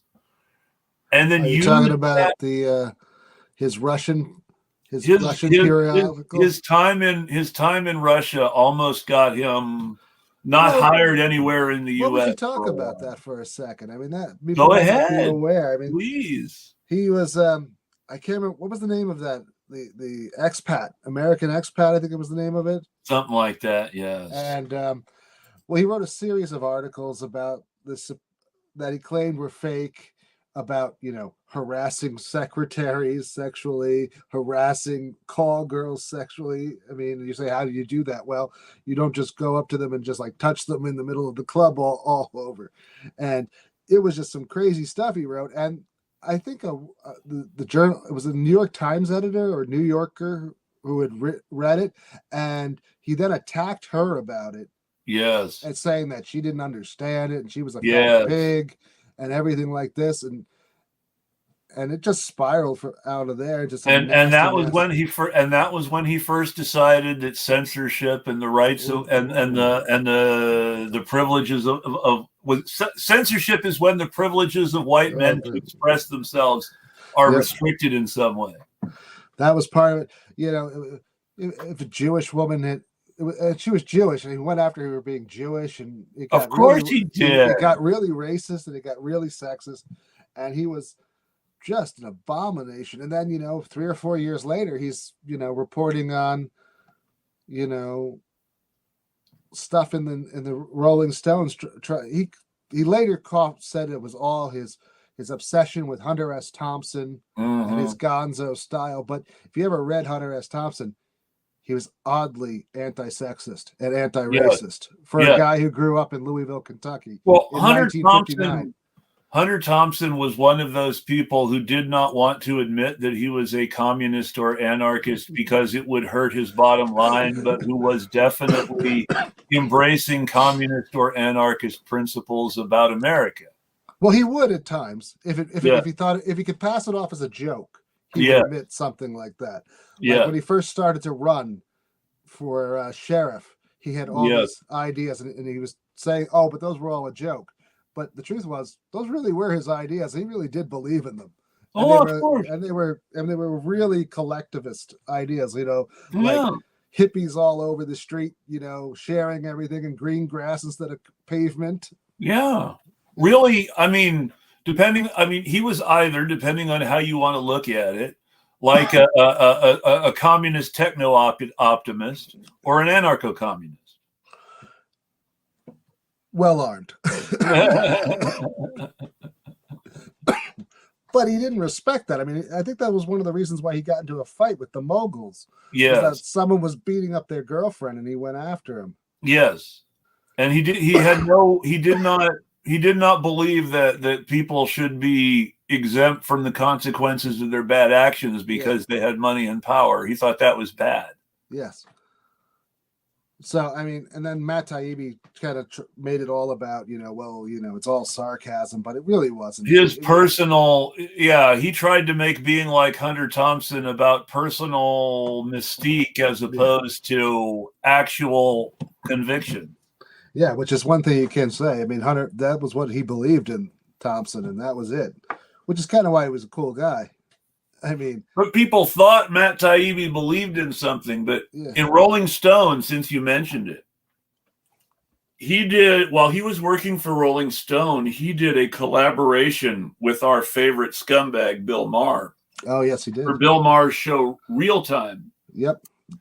In which he was extremely racist and classist in trashing voters, not politicians, not the corrupt system, not the corrupt media, trashing voters as stupid, poor minorities who didn't know what was good for them. But that's a very liberal perspective. Yes, but that's sort of my point. That's just a very traditionally liberal perspective. Blame the voters for being stupid white trash or stupid poor minorities. I mean, I was working on this project to save a green space in my town called the Wyndham Path, and repeatedly you'd hear that, oh, the other side is stupid. The other side doesn't know what they're talking about. And, no, they do know what they're talking about. And they're not stupid. They just have a different perspective. And our goal should be to try to win them over with better arguments, not mock them and tell them that they're, inferior.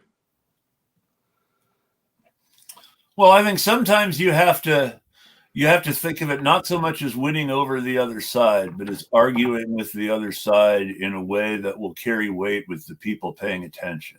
Sure, that's another one part of it. Yeah, I'm absolutely fine mocking the other side, but it's important that you mock the other side in a way that will carry weight with potentially undecided people as opposed to just people who already agree with you.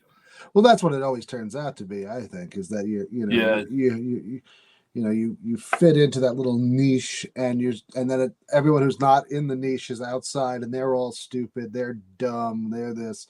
It's the flyover syndrome. Yeah. I do tend to mock a lot of people, but it's less than less from a they're stupid perspective and more of a how stupid do they think we are perspective. That's true. I mean, that's definitely that I think is better. I mean, because a lot of these people are trying that. I mean, when people say stuff like, well, Kamala Harris. Both sides. The liberals and the conservatives. How stupid do they think we are? That's true. I mean, when Kamala Harris says that, she's going to do something about Gaza, and it's like, you can do something right now. You can work with people to stop sending them bombs. If they don't have any bombs or bullets, the war kind of comes to a screeching halt. And of course, this is absolutely true, and not just the South and Appalachia either. The number one place for Confederate flags to get flown these days is in good old Kid Rock's home state of Michigan. Now, is that the number one? Oh yeah, that's the number one state that's like the number one per capita number of Confederate flags in Michigan, home of the Iron Brigade. Wow. A couple of years ago, they were pretty big around where I live in New York, which is in a heavily red section, heavily Republican.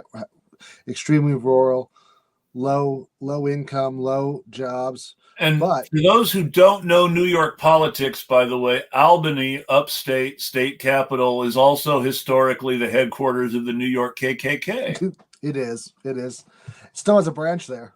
I bet. Somewhere. I don't know where. I haven't found it yet, but it's on the Southern Poverty Law Center's website. So I've been looking for it. We also have a couple neo-Nazi groups.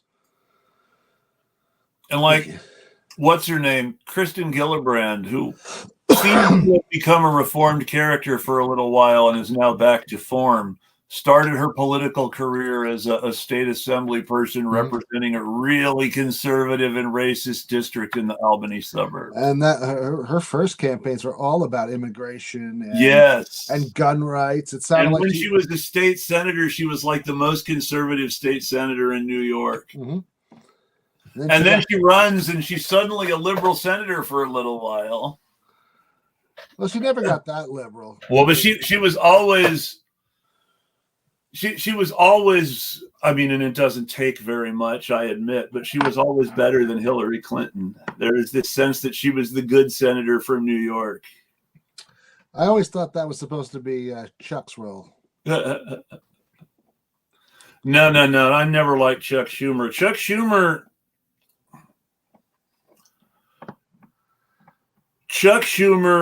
is the sort of Democratic Party politician who made everyone think the Democratic Party was traditionally corrupt back in the days when the Democratic Party was traditionally corrupt.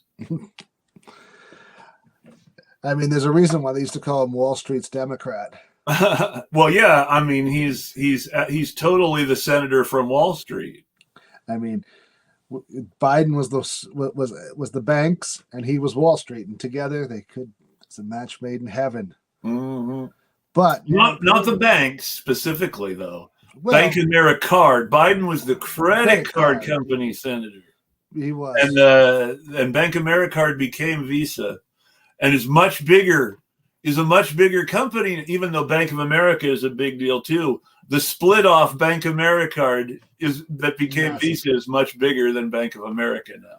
But what I was getting at is that you remember a few years ago they were talking about the big tax on was it right to have a hedge fund tax? Yeah.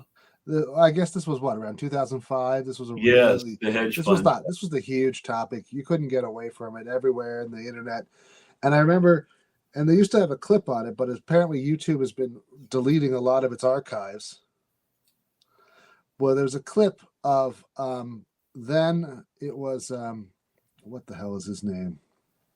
The guy who does the Minority Report. What is his name? Minority Sam Seder. Sam Seder. Sam Seder. Sam Seder's there, and he's saying, "Oh, there's no way Chuck Schumer is against this." And you like you find like 10 reports, and Chuck's like, "Well, I don't see why we should have, when you make other poor people pay their share." I mean, he's literally saying this basically. Then these hedge fund people should have to pay, but there's a lot of other places to tax first. I'm like, really? Because there's a lot of other people making like $200 billion a year with a firm, with 5 guys in a firm. And the movie and book that I still recommend to everybody, the movie because it's funny and the book because it's true, is Barbarians at the Gates.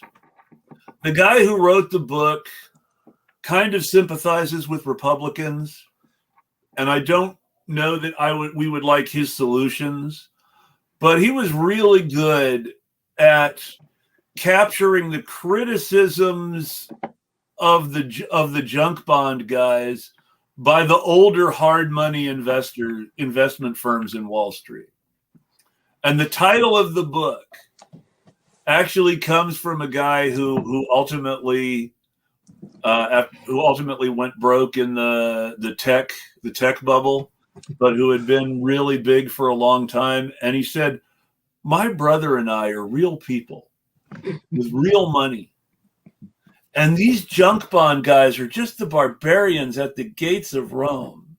Well, Well, that does point out the sort of class between the old fraud and the new fraud, and the old hard money investors, people like Henry Kravis, who of course is the villain of Barbarians at the Gates, and Elon Musk or Donald Trump are just the worst kind of dishonest because they do everything with other people's money and never put their own shit on the line. And in a way, you kind of have to respect these people who go broke themselves because they put their own shit on the line with the money that they're putting in, the money that they're raising.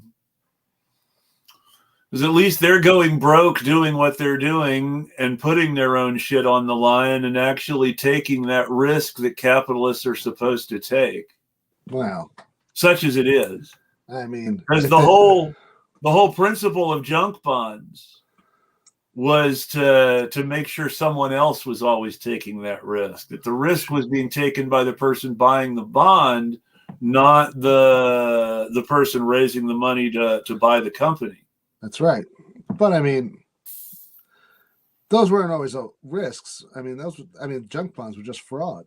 I mean, the company was. Well, but that was the whole thing. That was the whole thing. It was, they were willing to. The reason it was a fraud was because they were externalizing all the risk to such a degree where the bondholder was guaranteed to lose, and the business being funded was guaranteed to win and fail. Yes. Ultimately, I mean, they were never going to. I mean, who was? But again, and indeed, it was chopping Nabisco up and selling the pieces that paid off the junk bonds, and which meant that the bondholders themselves never realized what they would have had the value of the junk bonds ever become real because of Nabisco's success post buyout. That's right. I mean, well, Neil, what's his name? Bush. The SNL savings and loan scandal, another junk bond. He got out of it. How? His daddy, made some calls. The Keating Five. To be fair, and this is one of the most bipartisan scandals ever for Democrats and John McCain. The Keating Five. That's right, including a Mercury 7 astronaut, John Glenn. John Glenn Was one of the Keating Five. Who ironically, prior to that was considered like so trustworthy that no one, and then all of a sudden it's like he was. If you've ever watched The Right Stuff, the jokes about John Glenn being such a moral priss. Yeah. And Cooper being kind of a. And Shepard having a little, moral indiscretions. Well, Shepard had these two different personalities, according to Tom Wolfe. And this is one of my favorite stories, because this is a very military thing, especially in the Navy, and Shepard was the only Navy man. Mm-hmm. Shepard had this hard ass, I'm the boss, we're following the rules, this is how we're doing it. Bam, bam, bam, get this shit done attitude that made him really, really unpopular but effective at getting things done in the military. And at the same time, he had this, I'm one of the boys hanging out life of the party personality when he was off duty. And so people were always a little, when they looked at Alan Shepard, because on the one hand, he was this real hard ass for anything that happened between the hours of 9 and 5 on the clock. And off the clock, he was this absolute loose cannon. And he was one of the guys driving drunk at 90 miles per hour on back roads in Florida.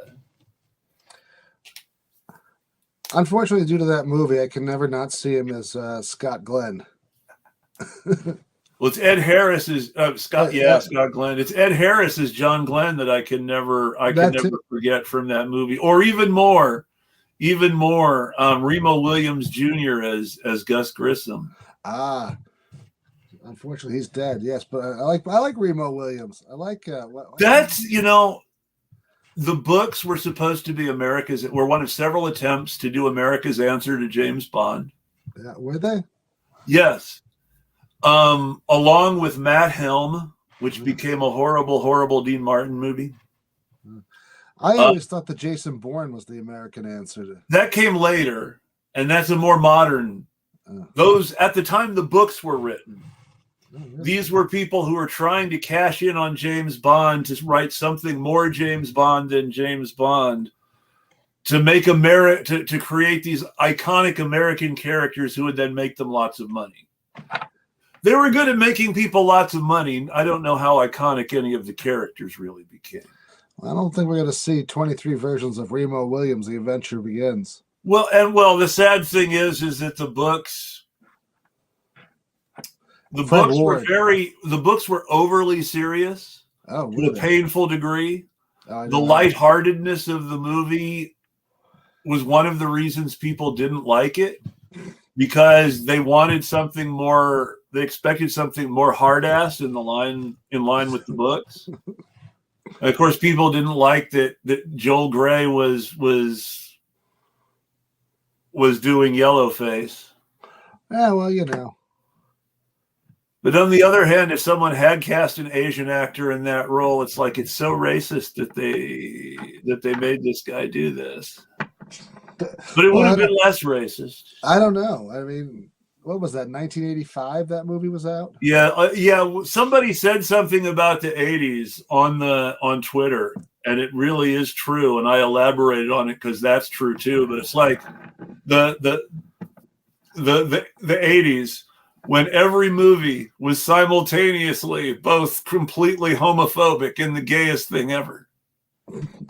I don't know. And at the same time, they also had these great progressive ideas about race while being completely racist, and had these great progressive ideas about women's equality while being completely misogynist. I think I mean, look at Long Duck Dong. That didn't work out. That's like the most racist character ever. Yes, it's true. Included next to Star Wars, Return of the Jedi, and the co-pilot, who just kind of laughs and says something, but clearly is supposed to be Asian. Yeah, I know what you mean. He speaks gibberish and laughs, but you can't understand his gibberish because he speaks some other language, and they don't subtitle him. I mean, but yeah, you're right. It is a very stereotypically Asian makeup scheme on that character. Oh. And even the head movements, right? I mean, it looks like it's like a Buck Rogers. It's like a Buck Rogers caricature. You're right. It's like, oh my God, that is so racist. And, well, of course, you have to remember too that George Lucas in the first movie, George Lucas in the first Star Wars movie was ripping off Hidden Fortress. The Hidden Fortress. I hate it when I blank on the director's name, though. Akira Kurosawa. Yes, Kurosawa. He was ripping off Akira Kurosawa most brazenly in the characters of C-3PO and R2-D2. That's right. The two servants. Yes, the two peasant servants are just so C-3PO and R2-D2. So they don't bicker as much. They do bicker as much. The movie starts and ends with them bickering. I know. Well, I mean, in Hidden Fortresses, they bicker, I think, even more the last time I saw. Oh, yeah. But they don't. In Star Wars, the bickering is all on C-3PO's side because R2 doesn't talk in a way that people can understand. Which I never understood. Yeah, I thought that was always a bad idea. They should have made R2 talk too. Or at least have subtitles. People loved R2 the way he was. So. Or at least have subtitles. Yeah, right. Because then it could be really funny because the other characters all clearly understand R2's beeping code. They know exactly what he's saying. But I think the worst he ever did was Jar Jar Binks. Jar Jar Binks was an attempt to do a Stepin Fetchit character without making him explicitly African American, and people could tell, and it worked badly. I agree.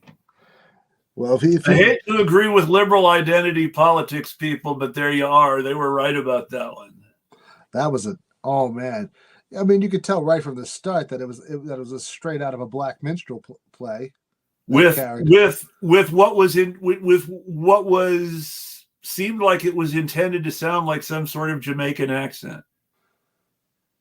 Yeah, something like that. I mean, it was like a cross between, you know, the cliche African slang that developed out of slavery with this like Jamaican art with Jamaican patois. Yeah, put over it, and it was like, why would you do that? Why? I guess apparently he thought there was something universal that could be said with that if he just changed the character to not be overtly Black American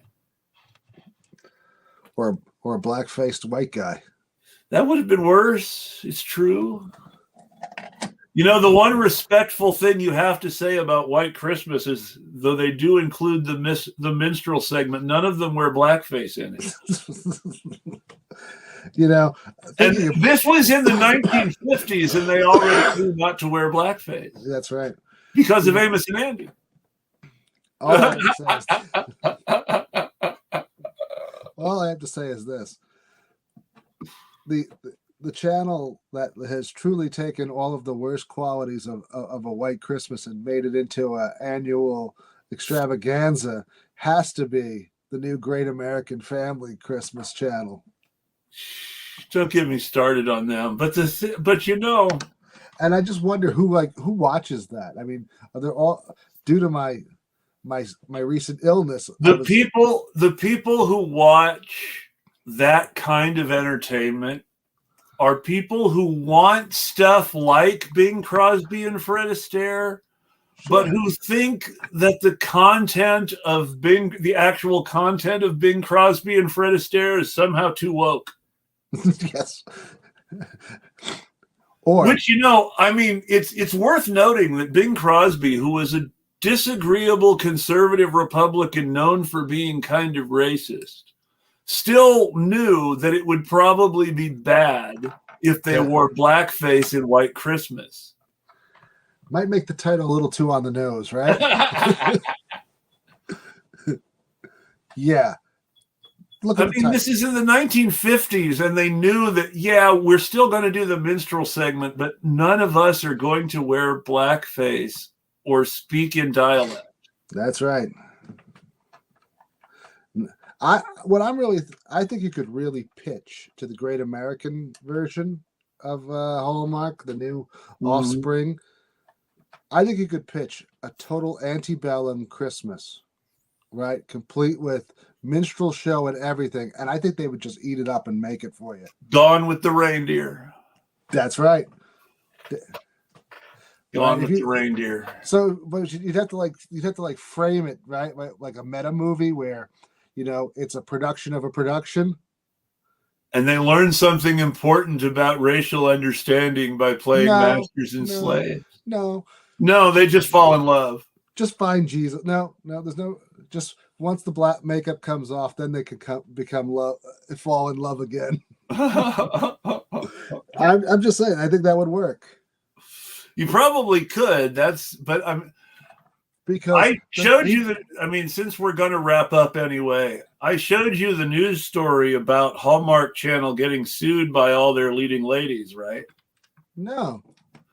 Oh, I tagged you when I put it in the group chat. I'm sorry that you missed it. So Hallmark Channel is getting sued by Holly Robinson Peete and Lacey Chabert and a bunch of because they're losing work because Hallmark thinks they're too old. Yeah, but she has a good claim though. I'm not saying they don't have a good claim. I'm saying Hallmark is getting sued for age discrimination because they're trying to replace their Hallmark, forgive my pun, stars with younger actresses. Oh no, that's true. But what I was going to say is that she has a really good case because I also think that she lost a lot of shows because she was black. I mean, let's be Well, honest. Holly Robinson Pete, yes. Mm-hmm. Holly Robinson Pete lost stuff because, well, for one thing, Holly Robinson Pete probably lost shows because specifically Candace Cameron Bure complained about black actresses getting shows on the Hallmark Channel instead of her. That's right. And there was that and period. that was the impetus for that great American family being founded, because the Hallmark Channel was too woke to keep employing Candace Cameron Bure. That, and they had the gay commercial from Zola that they pulled off. But they also had a movie that was about a lesbian love story and a lesbian wedding. And Candace didn't like that. No, she didn't. But what I was getting at is that there was that period where they tried to like make it a little more, colorful, have more people, and then all of a sudden that just got shot. Well, Holly Robinson Pete was in like every other movie for a while, specifically because they were trying to show that they weren't just a white network. A white Christmas? Quite literally?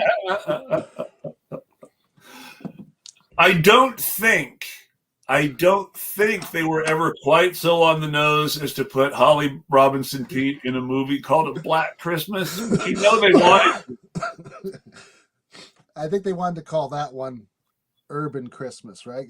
Because they're liberal Democrats, so they found that. No. That's the thing. That's the thing, is that the Hallmark Channel people are definitely not liberal Democrats. You don't think so? I think no. The Hallmark Channel people are the kinds of conservatives that liberals really like. Your Joe Scarboroughs, and your what's her name, Jennifer? Oh, I know the one, Rubincourt. Jennifer Rubin, yes, Jennifer Rubin. Who they really liked. They liked her so much when she was a Hollywood lawyer that all of her Hollywood liberal friends thought she was a liberal too. Because they liked her so much. So she couldn't possibly be a conservative. They liked her. Or she got them so much money that they just didn't care. And then when she came out with her conservative blog, they were all like, what? She's a conservative? That wasn't just conservative. That was racist, what she said about Obama repeatedly. Oh, yeah. She was absolutely racist. But they were really surprised. They thought she was one of their Hollywood liberal buddies. They were shocked by it. Well, I guess they should have asked her more than how much money they were getting that contract round. So, any final thoughts on our topic or anything to promote before we wrap up? I don't have anything to promote just yet. Well, you're still running for city council, right? Town. We're not that big. Town council. Thank you.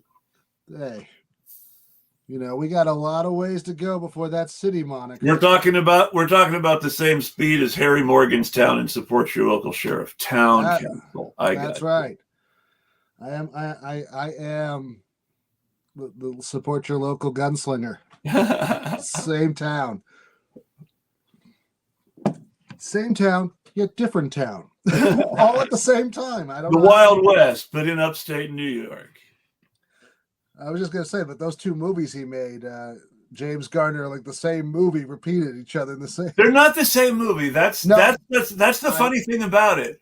The central character in Support Your Local Sheriff, the first movie, I know, it's different. It's very much while his shtick is still Garner's shtick.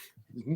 His character is not the maverick and Support Your Local gunfighter trope for a James Garner Western. His actual character is like a badass Clint Eastwood who's just like basically Tom Destry in Destry Rides Again, the Jimmy Stewart hero from Destry Rides Again. Yes, very James Garner and Support Your Local Sheriff. Where he conforms to all these John Wayne and Clint Eastwood fast draw tough guy stereotypes, but he's very much, what would I want with a reputation? That's a great way to get yourself killed. That's right. But the town is populated literally by the same people in both movies. It's true. The same actors, even the mayor in Support Your Local Sheriff is the less objectionable of the two mine owners in Support Your Local Gunfighter. Yeah, but I mean, but the only thing that changes is the girl. I can't remember what it is in Support Your Local Sheriff, but in the other one, it's oh god, Suzanne Plachette. Suzanne Plachette is in Support Your Local Gunfighter. The name of the girl in Support Your Local Sheriff is more obscure. She did not have the distinguished TV career that Suzanne Plachette did with Bob Newhart. So her name is not as well known.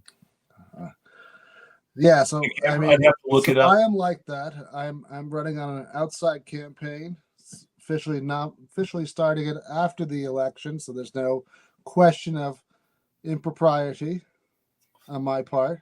Of course. Wouldn't want that. Don't need any scandals. Hoping that transparency wins the day. But other than I that, hope so too. I do too. Other than that, you can just read me at my Substack, Leon Trotsky's Revolutionary Newsletter and Podcast. And I hope everyone has a great weekend. And I want to very much echo, hey, check out his podcast. Check out his essays on Substack. Connor writes good stuff. He puts together good shows. He writes interesting content about vintage trucks from time to time that you won't get anywhere else. That reminds me. If you like the vintage truck stuff from an anarchist perspective, Connor's your guy.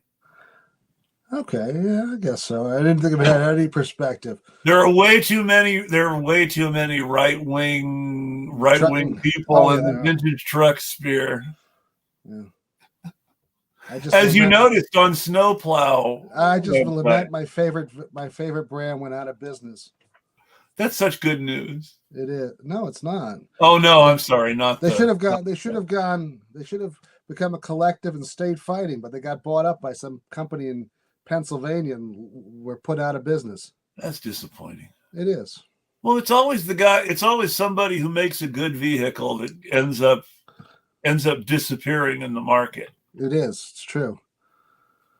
Well, DeSoto went out of business because the way that Chrysler made its brands compete against each other meant that when they started losing their distinctive character to compete, to have to compete with Dodge and Chrysler entries into their market, people just stopped buying them.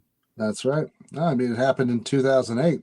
A whole host of cars went out. Well, the Saturn, which was the best car that General Motors had ever made, primarily because originally they didn't make it. It was they let the workers run the company completely. And then they stepped in and took it over because that was going so well that they weren't making any money and the workers were making too much. Always happens. And then they killed their electric. And not too long after that, the brand went away, and the good cars that had been under the Saturn that stayed around switched to the Pontiac label. Oh yeah, that's right. They did switch them over. Well, alas, we all have to leave. Yeah, the Saturn Sky became the Pontiac Sky, and then the Pontiac something else. And that great little SUV became the Pontiac something and then disappeared because people didn't want it anymore under the Azure. Was there a SUV that they I can't remember the Pontiac name. Saturn's. I thought Pontiac took it and they changed it and they made it really awful and ugly. Pontiac really ruined the car, yes. Saturn View, that's the one. That's right, but when they turned it into the Pontiac, whatever, yeah, they totally destroyed it. It looked like kind of like a Prius jacked up. It was General Motors has done so much wrong over the years. It's like a case study in how not to run the automotive industry. Well, the worst part is Stellantis. Well, Stellantis is just your huge transnational global monopoly. What else can you say? Well, might not be so much of a monopoly in New York. In America.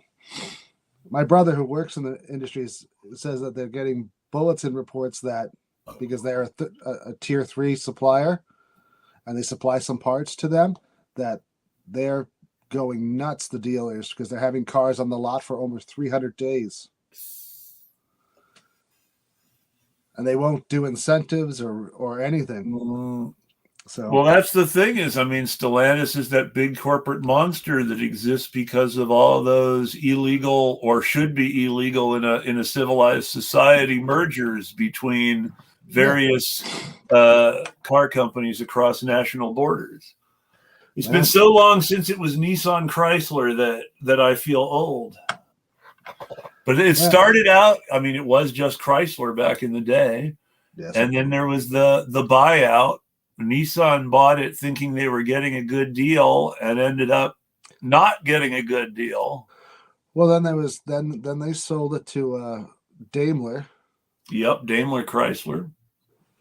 And then they sold it to Fiat, and Fiat created the huge multinational Stellantis brand, Stellantis Corporation, as this umbrella for all these brands all around the world that they had bought out in order to. It's just a holding corporation so they can reduce the amount of capital outlay that Well, Fiat holding has and management. And management. That's why the union was going up against Stellantis and not General Motors, because they do business as Stellantis everywhere now, even though they still sell as their brands, individual brands. No, you know. But I mean, that's just an accounting trick, most of that stuff. Exactly. 1/3 the potential exposure, with 51% the insurance money. This sort of industry consolidation is part of fascism, folks.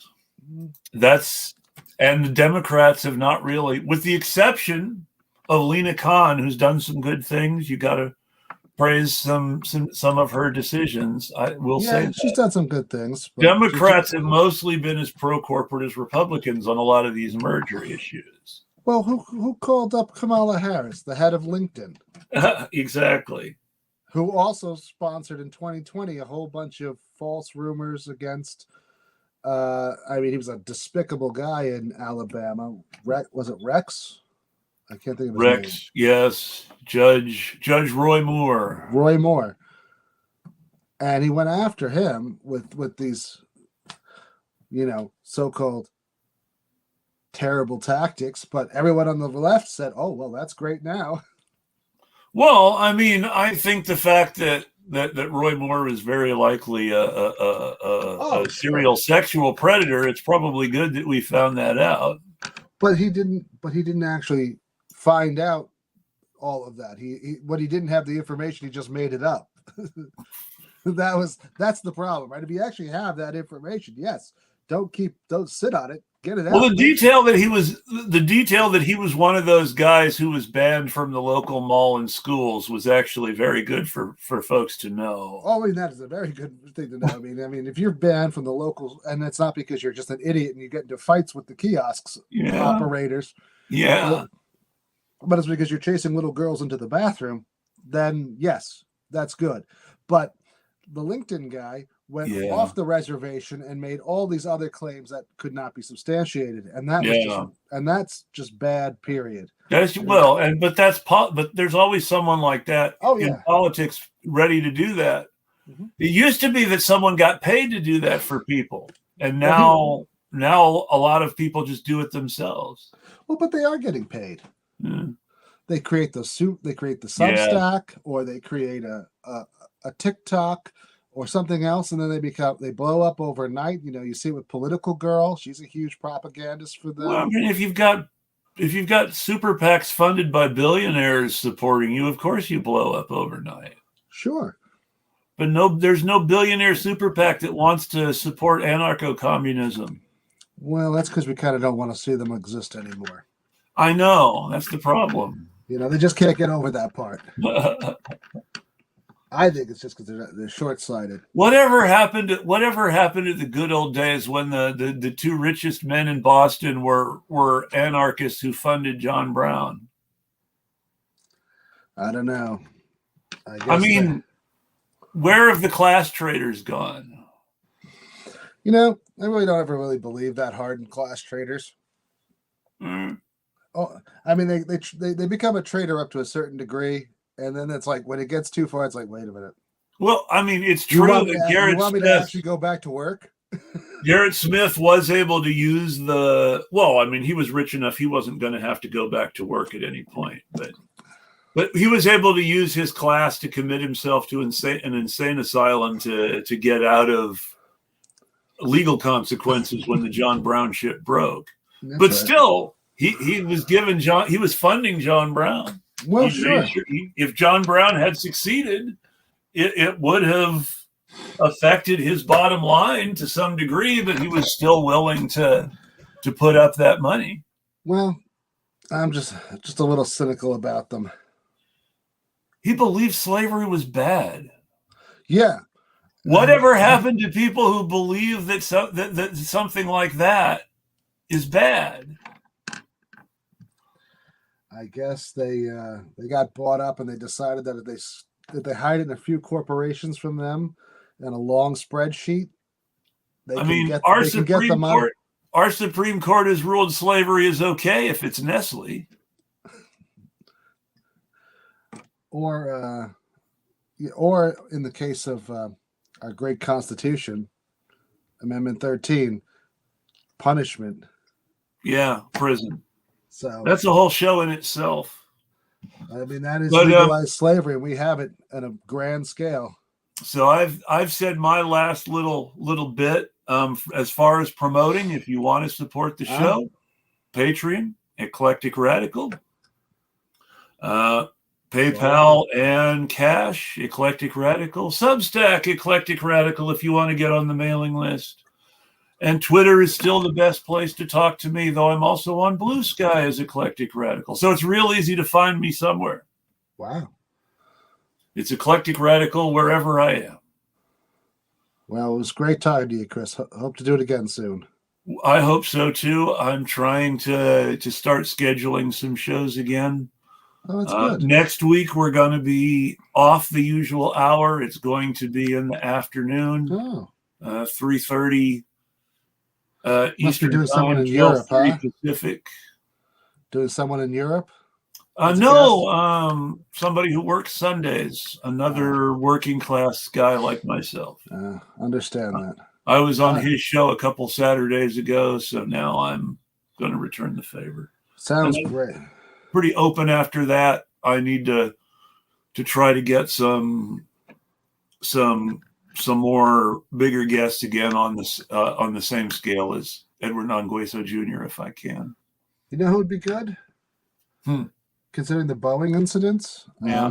If you got the one who tried to run who's big in the WSW. Oh, I know who you mean. Yeah, I had him on before. Yeah, you did. I try to have Will Lehman on again. Will Lehman, that's it. He's a working guy too, so it's tough to schedule sometimes. I know it's tough, but that's like right in his wheelhouse. Yeah, no, I should have him on again too. And that's an interesting fight, that union. Well, goodbye, everyone. Goodbye, everyone. You have a great weekend, and we will tweet at you. See you soon.